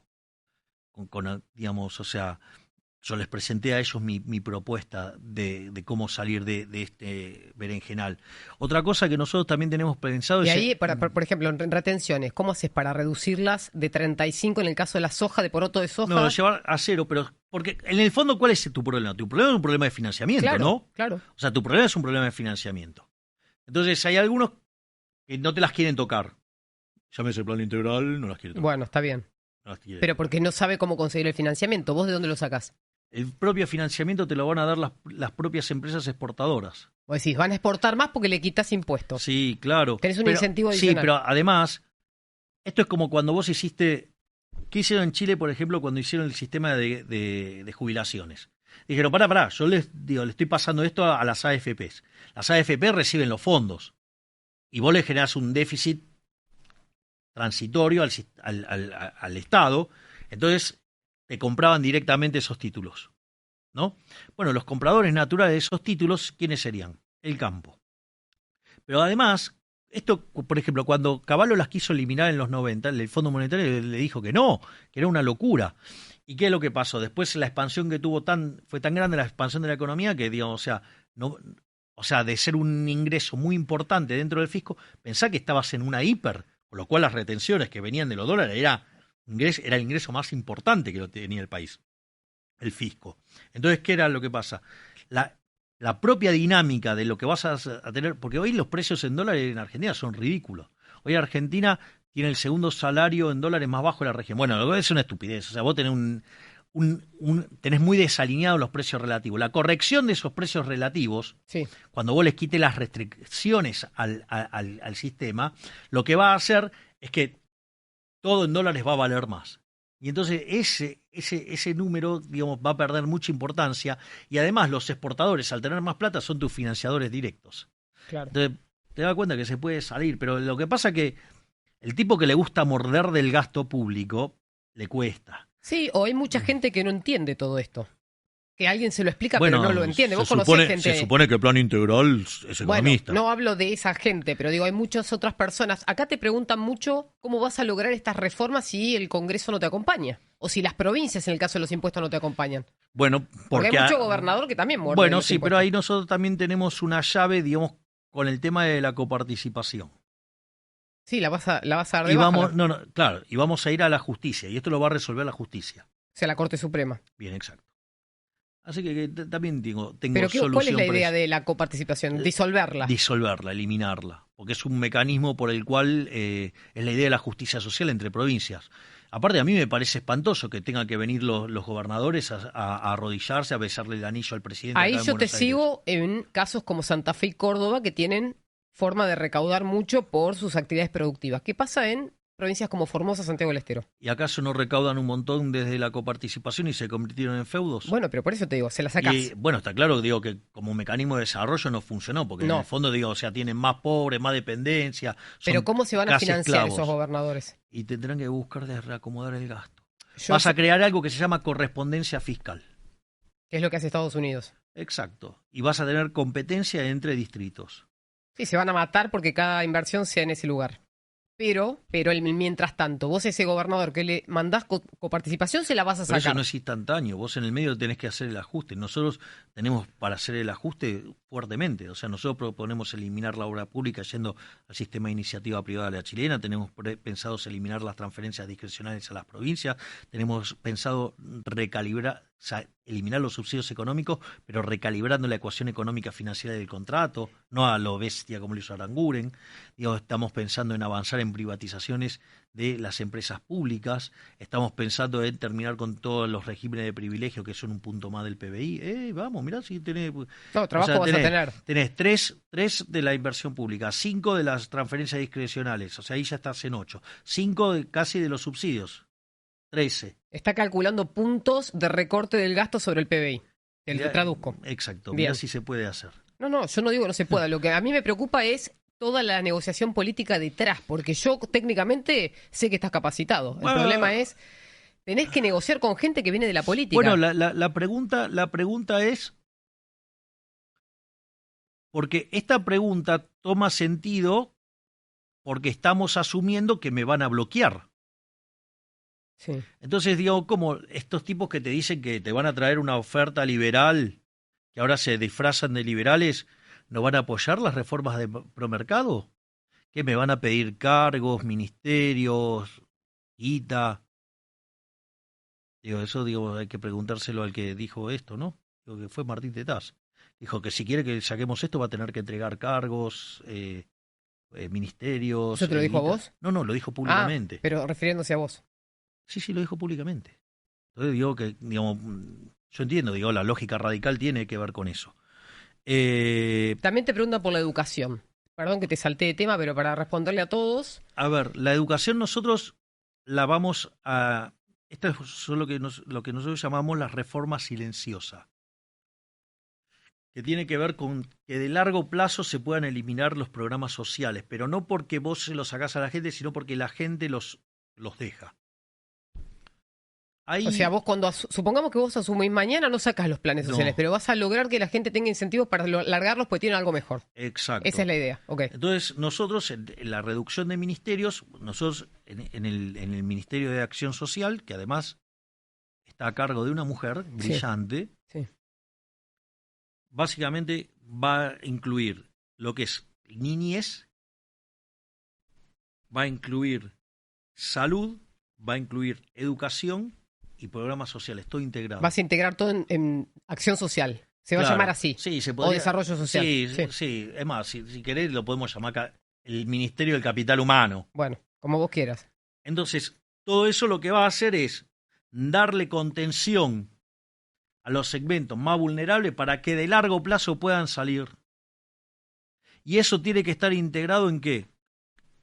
Porque, a ver, si un chico no morfa de chiquito, no puede formar su capital humano primario, que es alimentarse para poder Razonar. Sí. estudiar, para poder trabajar. O sea, cuando vos mirás el crecimiento del siglo XIX, una parte muy importante viene explicado porque la gente empezó a comer. ¿Me comprendés? O sea, digo, un elemento muy importante en ese momento fue que la gente empiece a comer, porque eso le permitía tener más fuerza y poder trabajar mejor y al mismo tiempo le permitía estudiar, progresar, evolucionar. O sea, con lo cual, primera parte. La segunda parte tiene que ver con, o sea, esto lo tenés que integrar con la educación. La educación tiene que dejar de ser un mecanismo de adoctrinamiento. Es decir, hoy vos, cuando vas a estudiar, la educación es la educación pública, independientemente de que sea de gestión privada o de gestión estatal, es un mecanismo de adoctrinamiento. O sea, forman esclavos en la religión del Estado. Y otro tema muy O importante sea, es la esa salud. es una reforma de programa educativo. Y después tenés Sí. una reforma de asistencia educativa. Bueno, Tiene que ver con los vouchers. nosotros queremos ir hacia un sistema de vouchers. ¿Para qué? Para que donde vos estás, sí, digamos, o sea, ok, la sociedad decidió que quiere tener educación. Pública. No. Quiere tener educación. Quiere tener educación. Educación pública es una cosa más complicada, porque aun cuando sea de gestión privada, si te fija el contenido, estás en el horno. Bien. Si el ministro de Educación te dice que vos tenés que estudiar Marx y nada más que Marx, bueno, estamos jodidos. Vamos a tener un ejército de zurdos rompiendo todo. ¿Y cómo sería un modelo ideal en tu cabeza? En el corto plazo, digo, en las transiciones, en el corto plazo, ojo que mi definición de corto plazo no es lo mismo que la definición de corto plazo del resto de la gente, ¿no? ¿Cuánto es corto plazo para vos? Digo, por lo menos 5 años, pero 10 años. O sea, yo digo, o sea, pensá que yo pienso en dinámicas, toda esta dinámica de crecimiento yo la estoy pensando en 35 años. O sea, obviamente que es algo que excede a, digamos, a lo que A yo tu considero presidencia, supongamos. mi vida política, claro. Porque aparte yo termino y me voy a O casa. sea, un mandato y te vas. No, digamos, pueden ser 2, porque eso lo va a determinar la gente. Pero serían 4 u 8 y no más.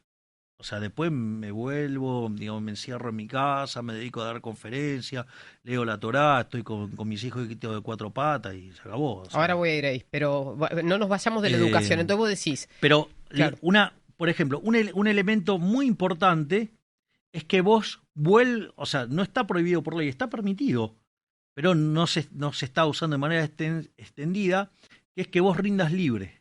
Entonces vos agarrás, formás a tus hijos vos misma en tu casa, y entonces digamos, después va y rinde libre. ¿Pero no te parece que tiene que haber un programa o no hace falta? Un programa educativo que sea mandatorio o si querés de guía. ¿Y quién determina la calidad de qué es la educación en el mercado? No lo sé, te lo estoy preguntando. Vamos a ponerlo ¿Cómo así. es en Europa? Esa es la parte que no me importa, porque entonces si yo me paro así en el año 1813 sigo teniendo esclavitud. Entonces lo que hay que pensar es el problema, o sea, ¿por qué digamos, o sea, el gobierno tiene que determinar cuáles son los contenidos? No lo digo. Por ahí tenés que dejarlo libre en el mercado, pero ¿por qué? Está bien, pero está bien, pero es una transición, por eso. Ahí tiene 3 pasos la transición. Una es, digo, que uno se forme solo y vaya y rinda libre. Bien. Ese es un primer estadio y eso se puede hacer ya. Segundo estadio es el sistema de vouchers, donde vos, como la sociedad decidió tener educación, entonces vos recolectás dinero y lo repartís igualitariamente entre la gente y la gente decide a qué institución va. Y las instituciones se van a tener que esforzar por ser buenas para atraer a los alumnos, porque si no quiebran. Eso lo hace Suecia, por ejemplo. Suecia tiene, digamos, una de las cosas que tiene. Y la otra ya, digamos, o sea, estamos hablando en el hiper larguísimo plazo, es hacer lo que el sistema sea totalmente libre. Pero, digo, para llegar a eso antes tenés que cumplir los otros 3 pasos. Entonces yo creo que en el primer estadio, digamos, vos podés meter el germen de la libertad, dejando que la gente, digamos, o sea, y estimulando que la gente vaya y rinda libre. O sea, Pero ¿quién va a entonces, definir el examen al que vos tenés que aprobar? bueno, El Estado. en el corto plazo, digo, y sí, porque seguís teniendo educación pública, que es el que regula los contenidos. Esa es mi pregunta. Claro, pero la pregunta es, pensá cualquier producto, no sé, un auto. Sí. ¿Quién determina la calidad del auto en el mercado? La empresa que lo fabrica. ¿Estás No, segura? el consumidor cuando lo compra, pero primero empezó Ford, Henry Ford, definiendo cuáles eran las características del auto. Pues la gente lo obligó a cambiar de color, por ejemplo. No, pero de vuelta, y si la gente que hubiera querido seguir andando con los caballos, digo, Bueno. quebraba. Sí. Es decir, la calidad en el mercado la determina, ¿me comprendés? La gente, cuando decide que compra un bien y no otro, con determinadas características o no. Es decir, querer imponérselo por la fuerza, termina pasando las cosas que pasan hoy, que es que te imponen contenidos que son funcionales a la religión del Estado. Bien. Entonces, la primera forma de meter competencia ahí es dejar que la gente estudie sola. Está bien. Y que vayan y rindan libre. O sea, no tocaste nada, pero empezás a modificar los incentivos. Cuando vos empieces a ver que los que se forman solo le va mucho mejor que los que están encerrados ahí adentro, y vas a ver. Después, o sea, avanzar hacia el sistema de voucher. Y después, digo, la economía, digamos, pero estamos hablando, esto, por ejemplo, yo lo llamo reforma de tercera generación, o sea. Claro, ¿la de primera cuánto dura? ¿En qué periodo es? Yo 5 creo años. No, las reformas de primera generación, ¿cuánto tiempo lo podés instrumentar? Es bastante, no sabemos porque tiene lógicas políticas, Claro. pero eso trae beneficios durante 15 años por lo menos. Sí. O sea, vos, la convergencia, que son 35 años, vos 2/3 de la convergencia la tomás, la alcanzás en 1/3 del tiempo. Claro. Es decir, vos ponele, de 12 a 15 años, vos alcanzás a tener un PBI per cápita que es el 67% o 60% del que tiene Estados Unidos. En dinámica. Bueno, tenés muchas más chances porque Estados Unidos es una economía madura y Argentina es una economía que todavía no se desarrolló. Por eso eso se llama convergencia. Ahí te preguntan, Argentina tiene todos los recursos probados de commodities que hoy están subiendo de precio en el mercado, litio, soja, energía, gas, etcétera. ¿Con esos recursos a vos te alcanza más allá de los cambios y las reformas que vas a hacer o te parece que vas a tener que invertir más en investigación y desarrollo para ver qué más tiene Argentina? Para empezar, digo, para encontrar el camino de un desarrollo incipiente. No, digo, ahí está el error. Digamos, Japón no tiene nada de eso y es una potencia. Primer punto. O sea, tener recursos naturales no te hace rico. Ahí está bueno eso. Lo Es que un te mito eso. Lo que te hace rico es la libertad. Explica por qué. Vos tenés un cálculo, una estadística que usás siempre. No, digo, pero ¿Qué dice la evidencia? es que aquellos países que son más libres son 8 veces más ricos que los reprimidos, tienen 25 veces menos de pobres en el formato estándar, 50 veces menos en el formato extremo. O sea, fíjate que todas las reformas que yo propongo son todas reformas pro mercados que incrementen la libertad. De hecho, Argentina volvió a caer en el índice de libertad económica, entonces está entre los peores países del mundo, está en lo que se llama la zona de países reprimidos, es decir, que Argentina, si sigue así, solo le queda por delante seguir cayendo. Es decir, por eso es la revolución de la libertad esta. ¿En qué momento te diste cuenta que ibas a ser político? ¿O que ibas a entrar en la política? No, eso fue un accidente, casi te diría. Fue un accidente causado por un impresentable como Leandro Santoro. ¿Por él? ¿Vos decís que por él entraste a este mundo? ¿A este nuevo mundo? Sí, porque él era el que en los medios de comunicación, cuando asume Alberto Fernández, y él se presentaba como Era un asesor. el asesor en temas de medios, él recomendaba que había que censurar a todas las expresiones de derecha, que no había que dejarlos hablar, que no había que darle lugar en los medios. De hecho, hay una nota que él da en Perfil, que se la da a Fontevecchia, y le dice, no, ustedes tienen una responsabilidad enorme, ¿cómo se les ocurre que le pueden dar lugar a un loquito que en el medio, con los pelos no sé qué, en el medio del prime time, dice que hay que cerrar el Banco Central? ¿Cómo van a permitir ese tipo de cosas? Entonces Fontevecchia le dice, ¿de quién estás hablando? Y el muy cobarde le dice, después en el corte te lo digo. O sea, ni siquiera tuvo las agallas de decirlo, cuando en realidad el único que pedía cerrar el Banco Central era yo, con esas características. Y después en 2 programas en C5N se le soltó la lengua y además directamente me nombró, con lo cual eso me dio la pauta de que la batalla cultural tal como la estábamos viendo, viviendo, no iba a seguir. Porque eso sí, ves, durante el gobierno de Macri, digo, por lo menos, o sea, nos dejaban hablar a todos. ¿Y vos creés que en ese momento vos hablabas con algunos funcionarios? ¿Te escuchaban cuando hablabas y decías esto está mal, esto es incorrecto, no lo veo, este camino, ¿te acordás que decías la vas a chocar?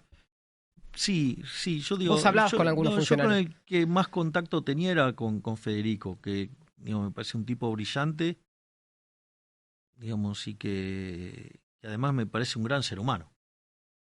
Yo tenía, digamos, tenía vínculos, digo, hablaba con él o hablaba con Demian Claro, también. pero eran todos funcionarios del Banco Central. Sí, ¿En no, economía en ese momento hablabas con alguien? tuve una charla muy interesante con Galiani Sí, me en acuerdo, su Sebastián. momento. Sí, sí, no, fue muy buena la charla, fue muy divertida, fue una charla de 3 horas. Bueno, pero por lo menos escuchaba una opinión en contraria. Sí, sí, no, y tiene muchos elementos que fueron muy interesantes. Esa charla con Gallieni fue también muy interesante. Ya le digo, con Federico tenía más. De hecho, sigo teniendo contacto con Federico, ¿Y de este gobierno con quién hablas? con nadie. ¿Nunca hablaste con nadie? De los que están ahora en ¿Con funciones, con Guzmán nadie. hablaste alguna vez? No, no. Tampoco. ¿Y qué pensás de lo que pasó Un inepto. antes y después? Siempre pensé que era un inepto y sigo considerando que es un inepto. Eh, y, y ¿Podría haber hecho muchas cosas distintas, según tu sí, criterio, claro, desde que obvio. Digo, asumió sí, hasta que se sí, fue? sí, desperdicié un montón de tiempo. Y eso en economía es letal. ¿Y qué O sea, margen le queda ahora a Sergio Massa, que es el actual ministro de Economía? nada, O sea, agarró el nada. problema tarde, me parece, ¿o no? Bueno, pero es que mucha alternativa no tenía, ¿no? Por eso te digo. Porque si dejabas la economía en la mano de las bestias de los kirchneristas radicalizados, Sí. eso digo, te aseguraban la explosión y eso era la muerte política de todos los integrantes del frente. Y yo creo que él se jugó lo que yo llamo la rusa ruleta. O sea, juega, digo, él como la ruleta rusa, pero con 5 balas en la recámara. O sea, y en una te salvás. O sea, y creo que es lo que está haciendo. O sea, básicamente lo que está haciendo es tirar la explosión para adelante. Independientemente de quién reciba la explosión, porque eso la gente a veces no sé si es tonta, ingenua, algunos que dicen, no, bueno, pero deja la bomba. Y en realidad a ninguno de los, ni los que están de un lado ni los que están del otro le importa el tema de la bomba, solo se importa el poder. Es decir, Massa no tendría ningún problema que esto estalle el día después de la elección si él gana, ¿eh? Y le explota la cara y prefiere que le explote la cara siendo gobierno, pero está dentro del poder. Y recordad que a esta gente lo único que le importa es el poder por una cuestión de ego para conseguir cosas que no podrían conseguir en condiciones normales. Y eso está vinculado también con la codicia, o sea, porque les gusta la guita como locos, y la lujuria, ¿no? O sea, tener, digamos, cosas que en condiciones normales no podrían tener.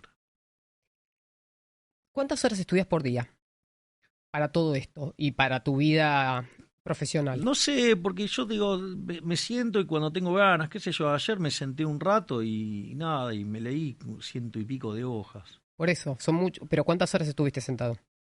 No, no son muchas, porque yo, digamos, cuando leo en español leo a un ritmo de 50 hojas por hora. Lo que pasa es que un estudiante universitario acostumbrado a leer, digo, graduado, ¿no? O Sí. sea, graduado universitario, acostumbrado a leerle en su propio idioma 10 hojas por hora. Yo leo 50, eso es lo que pasa. Entonces, claro, yo, digamos, o sea, estuve, no sé, 2 horas y leí 100 hojas. Y otra persona a eso le hubiera demandado 10 horas.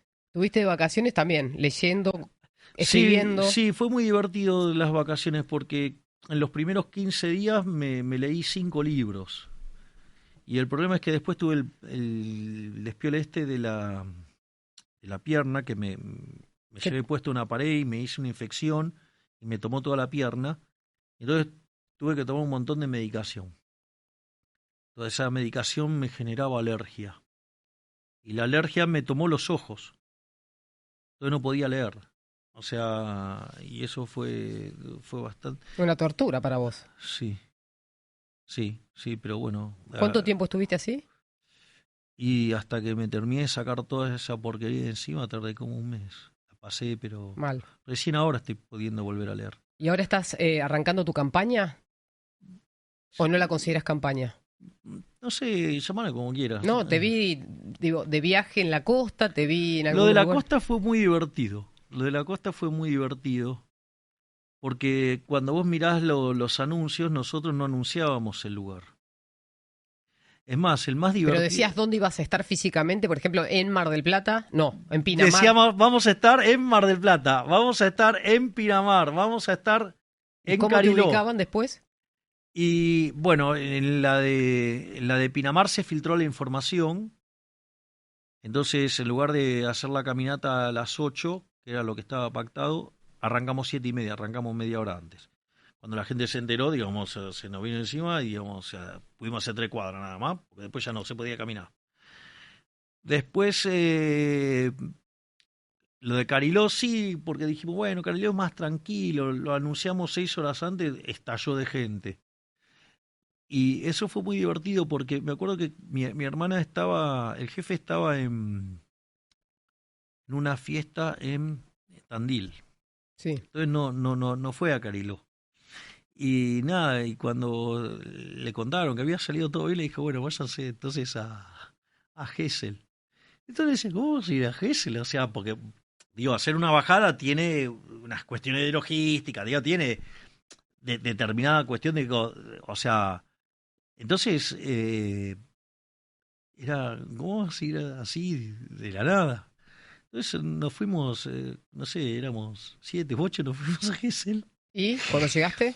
Y nada, y entonces pensábamos entrar ahí en una parte que es como una suerte de peatonal fabricada, en el sentido de que cierran y nada, y para hacer, no sé, 5 cuadras o algo así, tardamos como 4 horas. Te va a costar este año, creo, ¿o no? Sí, sí, y bueno, en Mar del Plata nos pasó lo mismo, ¿no? O sea, tardamos como cerca de 4 horas para hacer 4 cuadras. ¿Cómo te financias? Esa es una pregunta que te hace mucha gente, que lo ponen mucho en el debate. Sí, ahí hay dos cosas, ¿no? Que a mí me resulta interesante, ¿no? Porque están todos muy preocupados cómo Sí. me financio yo, ¿no? Y de repente no les molesta cómo financia, por ejemplo, la reta sus cosas, ¿no? Digo, que los hace con los recursos de la ciudad. Digo, o sea, el que te está tocando los impuestos, o sea, es Morales, Larreta. Digo, ¿por qué no preguntan, digamos, qué hace, digo, de cómo financia el avión con el que viaja Morales, por ejemplo? O cómo, de dónde saca la plata Larreta para ir a hacer lo que hace o no deja de hacer. Eso es interesante, porque, digamos, o sea, a los políticos que la están sacando de donde no deben, que es la guita de los pagadores de impuestos, no le preguntan nada. Y a mí me preguntan, yo no tengo problema, yo les voy a contestar. Yo creo que te preguntan porque saben que vas a dar una respuesta. Sí, bueno, porque ahora les voy a contestar. Pero lo primero que tendrían que tener en claro es que el resto de los políticos están sacando la plata de donde no la tienen que sacar. Es decir, el problema está en lo político, no en mí. Yo no tengo ningún problema en contar cómo nosotros hacemos. Vos querés, suponete que vos me querés llevar a XX. Sí, Ah, bueno, vos querés que vaya, ok. Bueno, nada, armá todo. claro. O sea, ¿Armato significa yo voy a ir y voy a cobrar por mis servicios dando una charla? ¿O no, significa, qué significa no, eso?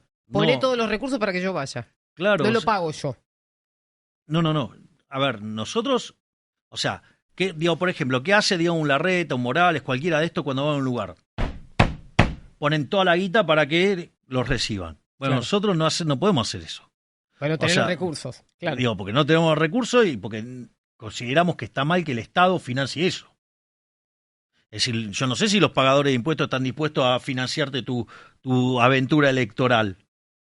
Digo, los pagadores de impuestos de Jujuy están dispuestos a pagar el avión que usa Morales para movilizarse, para venderse políticamente. ¿No? Digo, o sea, no sé, pregunto. O sea, está claro que no. Ahora bien, entonces, vos me querés llevar a un lugar. Bueno, vos me querés llevar a un lugar.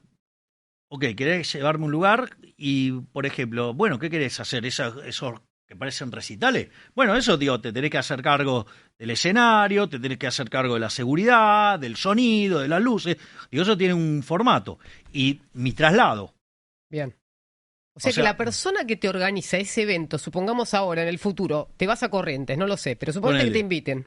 Tenés que... Todo lo que yo voy a ver en pantalla va a estar pagado por un privado o por alguien que quiso llevarte hasta ahí. Exacto. Entonces empiezan a, no sé, digo, o sea, empiezan a ponerle el hombro entre todos. Bueno, este te consigue esto, este te consigue tal cosa, digo, y todos le ponen el hombro. Es decir, mientras que la política general en la campaña te roba tu dinero, porque te lo saca de los impuestos que dicen que van a pagar determinadas cosas y no la usan para eso, sino que lo usan para financiar su campaña. Acá, digamos, o sea, vos tenés que poner voluntariamente, digamos, o sea, vos querés que yo esté ahí y querés uno de esos recitales. Bueno, ok, listo, yo voy y... Pero no cobras por eso, no, que quede claro, porque no. también se dijo que cobrabas por ir a los actos. No, eso es mentira. Eso es mentira. Sí cobras cuando das una conferencia. Bueno, pero eso es otra cosa, esos son mis ingresos. Está bien.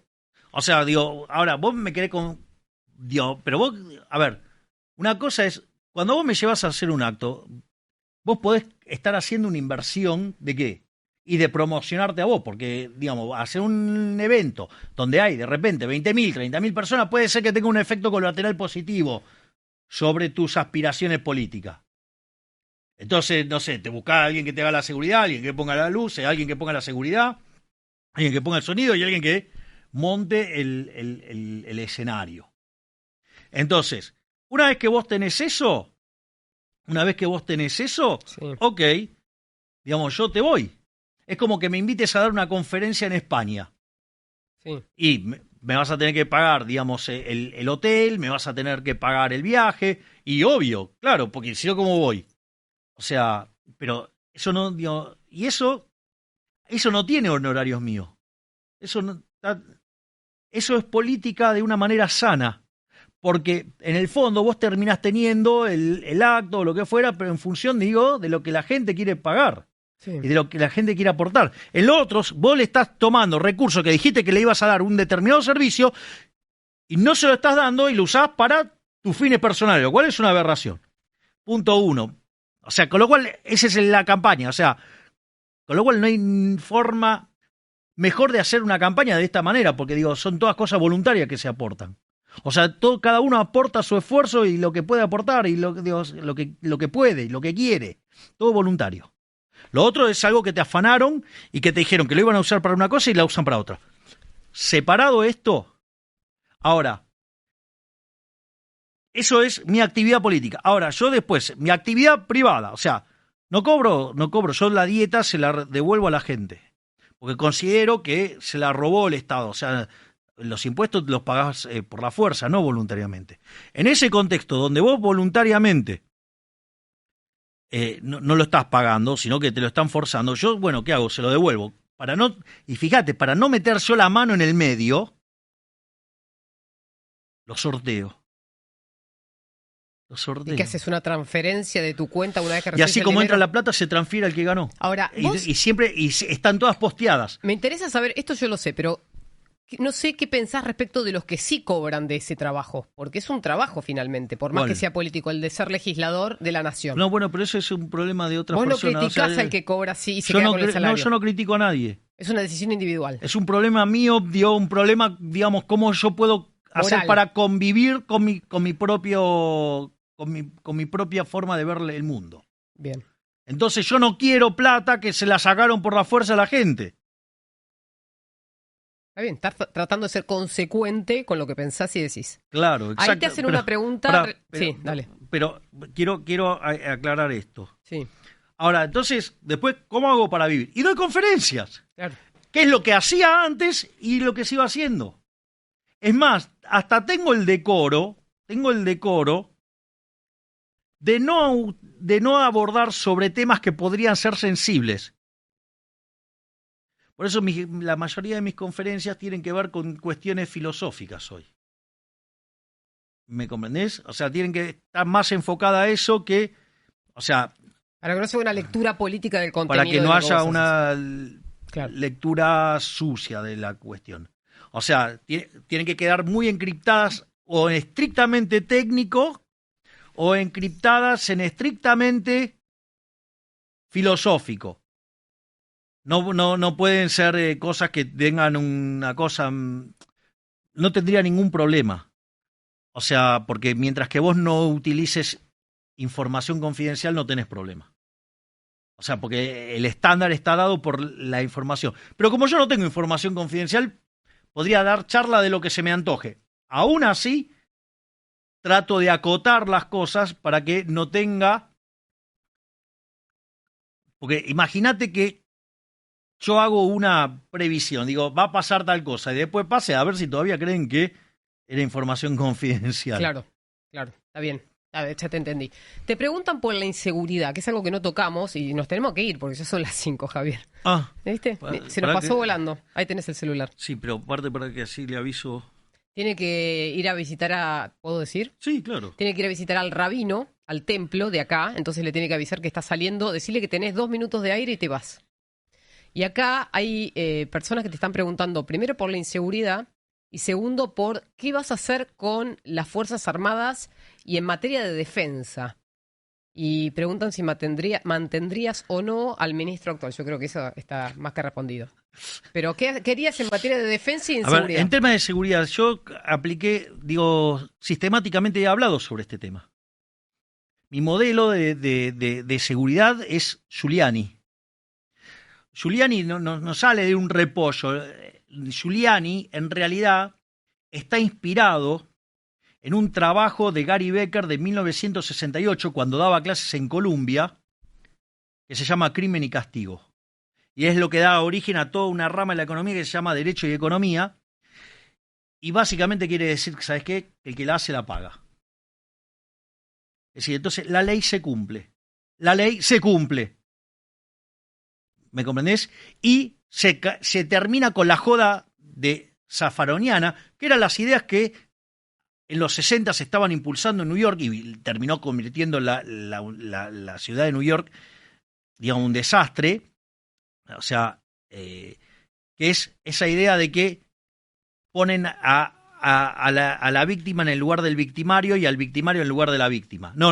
La víctima es la víctima y el victimario es el victimario. Y el que la hace la paga. Tengo está bien, yo te entiendo. Pero Estados Unidos, cuando Giuliani asume y se hace cargo del problema que tenía en ese momento el Estado de New York, pero después se hizo extensivo a toda la región, tenía instituciones fuertes. Argentina no las tiene. Entonces, ¿cómo vas a hacer vos desde el Poder Ejecutivo para que la justicia, el Poder Judicial, cumpla con lo que tiene que hacer? Voy a avanzar en que sea bien independiente en serio también.